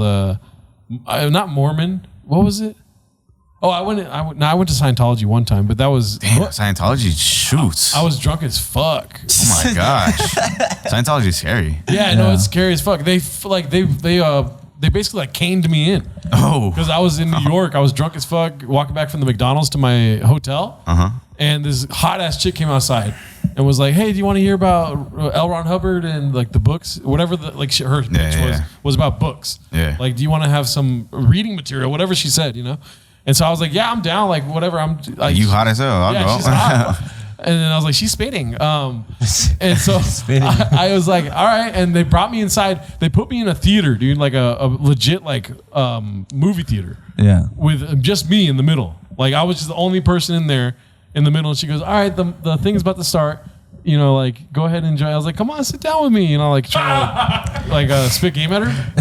Sit right here. She's like, "No, it's okay." And she goes out and she plays the movie. I'm like, "This is the wackest movie I've ever seen, dog." You know, they make their own fucking movies. Yeah. And shit. Really? Yeah. I didn't know No that. production company channel on TV. Wow. You're like, this shit's ass, bro. What the? I'm all watching, bro. It was terrible. It looked like a dream sequence. You know, like if you're dreaming at night, like how you can't really tell anything, but you can if you understand the feeling. And then she came back inside after that first one, and she was like, "All right, this next one's called this or whatever." And then they walked me outside with a bunch of old ass white dudes. And you're really drunk then. Yeah. Damn. I would have been like, I'm done. I gotta go home. Like, I'm done with the first movie. And the lady was like, so our payment plan started this or whatever. And I was like, I'm not gonna buy shit, dude. I'm not a Scientologist, you know. Anyway, sorry. That was scary. Yeah. I've never been to Scientology. I've been to Faith. You guys been to Faith? What's that? The Faith Church? Faith? Nah. On I don't know if it's just like a church around here, but there's a church called Faith. on Wilshire? Well, there's one next to Covino. Okay. Dude, and in the lobby, I was playing GTA 4. With a bunch of, and then they were doing like live music in there, right? And I was like, I'm gonna go there, but first I'm gonna run over some fucking people in GTA 4. And there was 4 kids playing GTA 4, and I just left Jehovah's Witness, so I was like, this is the best church I've ever fucking been. I might go to Faith, but it turns out they don't do that every week. Oh, he went next week. He's like, "Where's GTA?" Yeah, it was Super Mario Bros. Next week. I think some kids just brought the game. I think There's a lot of cholos in there looking for some Faith. Damn, bro, that's funny, bro. Well, we've been doing this for a minute, dude. So let's wrap this up. Yeah, guys. All right, yeah. Yes, sir. Thank you guys so much for coming out. Check out Kickback Crew. If you guys already don't know about them, you probably already do. They make great skits on Instagram and TikTok. And I appreciate you guys coming out here today, dude. Thank you for inviting us, bro. that was awesome. This is That was amazing. fun. Man. Good guys. It was a good Good conversation. guys, good men. Yeah. Like, we're good guys if you ignore a lot of things. You guys are just good guys. Good guys. Good guys. Thank you, Thank you guys. Appreciate it, man. Yeah, Awesome. shout out to you guys. Check us out. The links for our live shows April 22nd and May 20th here at Studio M. Yeah, tickets are already on sale. They're gonna sell out because we sold out the last one. Yeah. And we're gonna cap it off once we sell out. Yeah. Can we get free tickets? Yeah. Of course. Damn. VIP here. Drinks and VIP. everything. Oh, we don't drink, but yeah, we'll get some Free sodas. Coca-Cola. We have Pepsi. Yeah. Yeah, perfect. That's That's what I'm fine. I drink. So Diet Coke. I Yeah. drink, so I'll get Coke. Cane. Oh. But yeah, shout out PLP for coming out too. Ponte las pilas came to the last one. Yeah. That was legit. Shout out, Ponte las Pilas. Shout out to those fools. We're going to be there on Saturday. Yes. We will be. Yeah. Yes, we We'll will. be in your neighborhood. Yeah. Oh, shit. Yeah. Kick it with us after. Oh yeah, we go to the bins. Yeah, I'm down. What for that. time Good guys idea. gonna go? Was that? What time? I don't know. What time? Like noon? Yeah, like a noon, like We'll tell you. Oh, yeah, I'll let us call know. them. Yeah. What day? Saturday. Saturday. I'll be probably have to work. Hey, also, do you cut hair? Yeah, okay. What do you think about when you see like a brick ready to get sculpted, right? It's honestly, I can't even describe what I'm seeing honestly, right now. me as a barber, while you guys are talking, I look at everything. I see the cut that you got, your beard, his beard. I'm like, damn, I could bless these guys. I'm super vlog. I'll get my beard lined up, dog. I'm super down. That's what I was looking at the most, bro. I was like, I need a lot of work. This guy needs a lot of work, dog. All right, shout out to you guys. Thank you so much. We'll see you next week. Bye. Boom. Boom. Peace.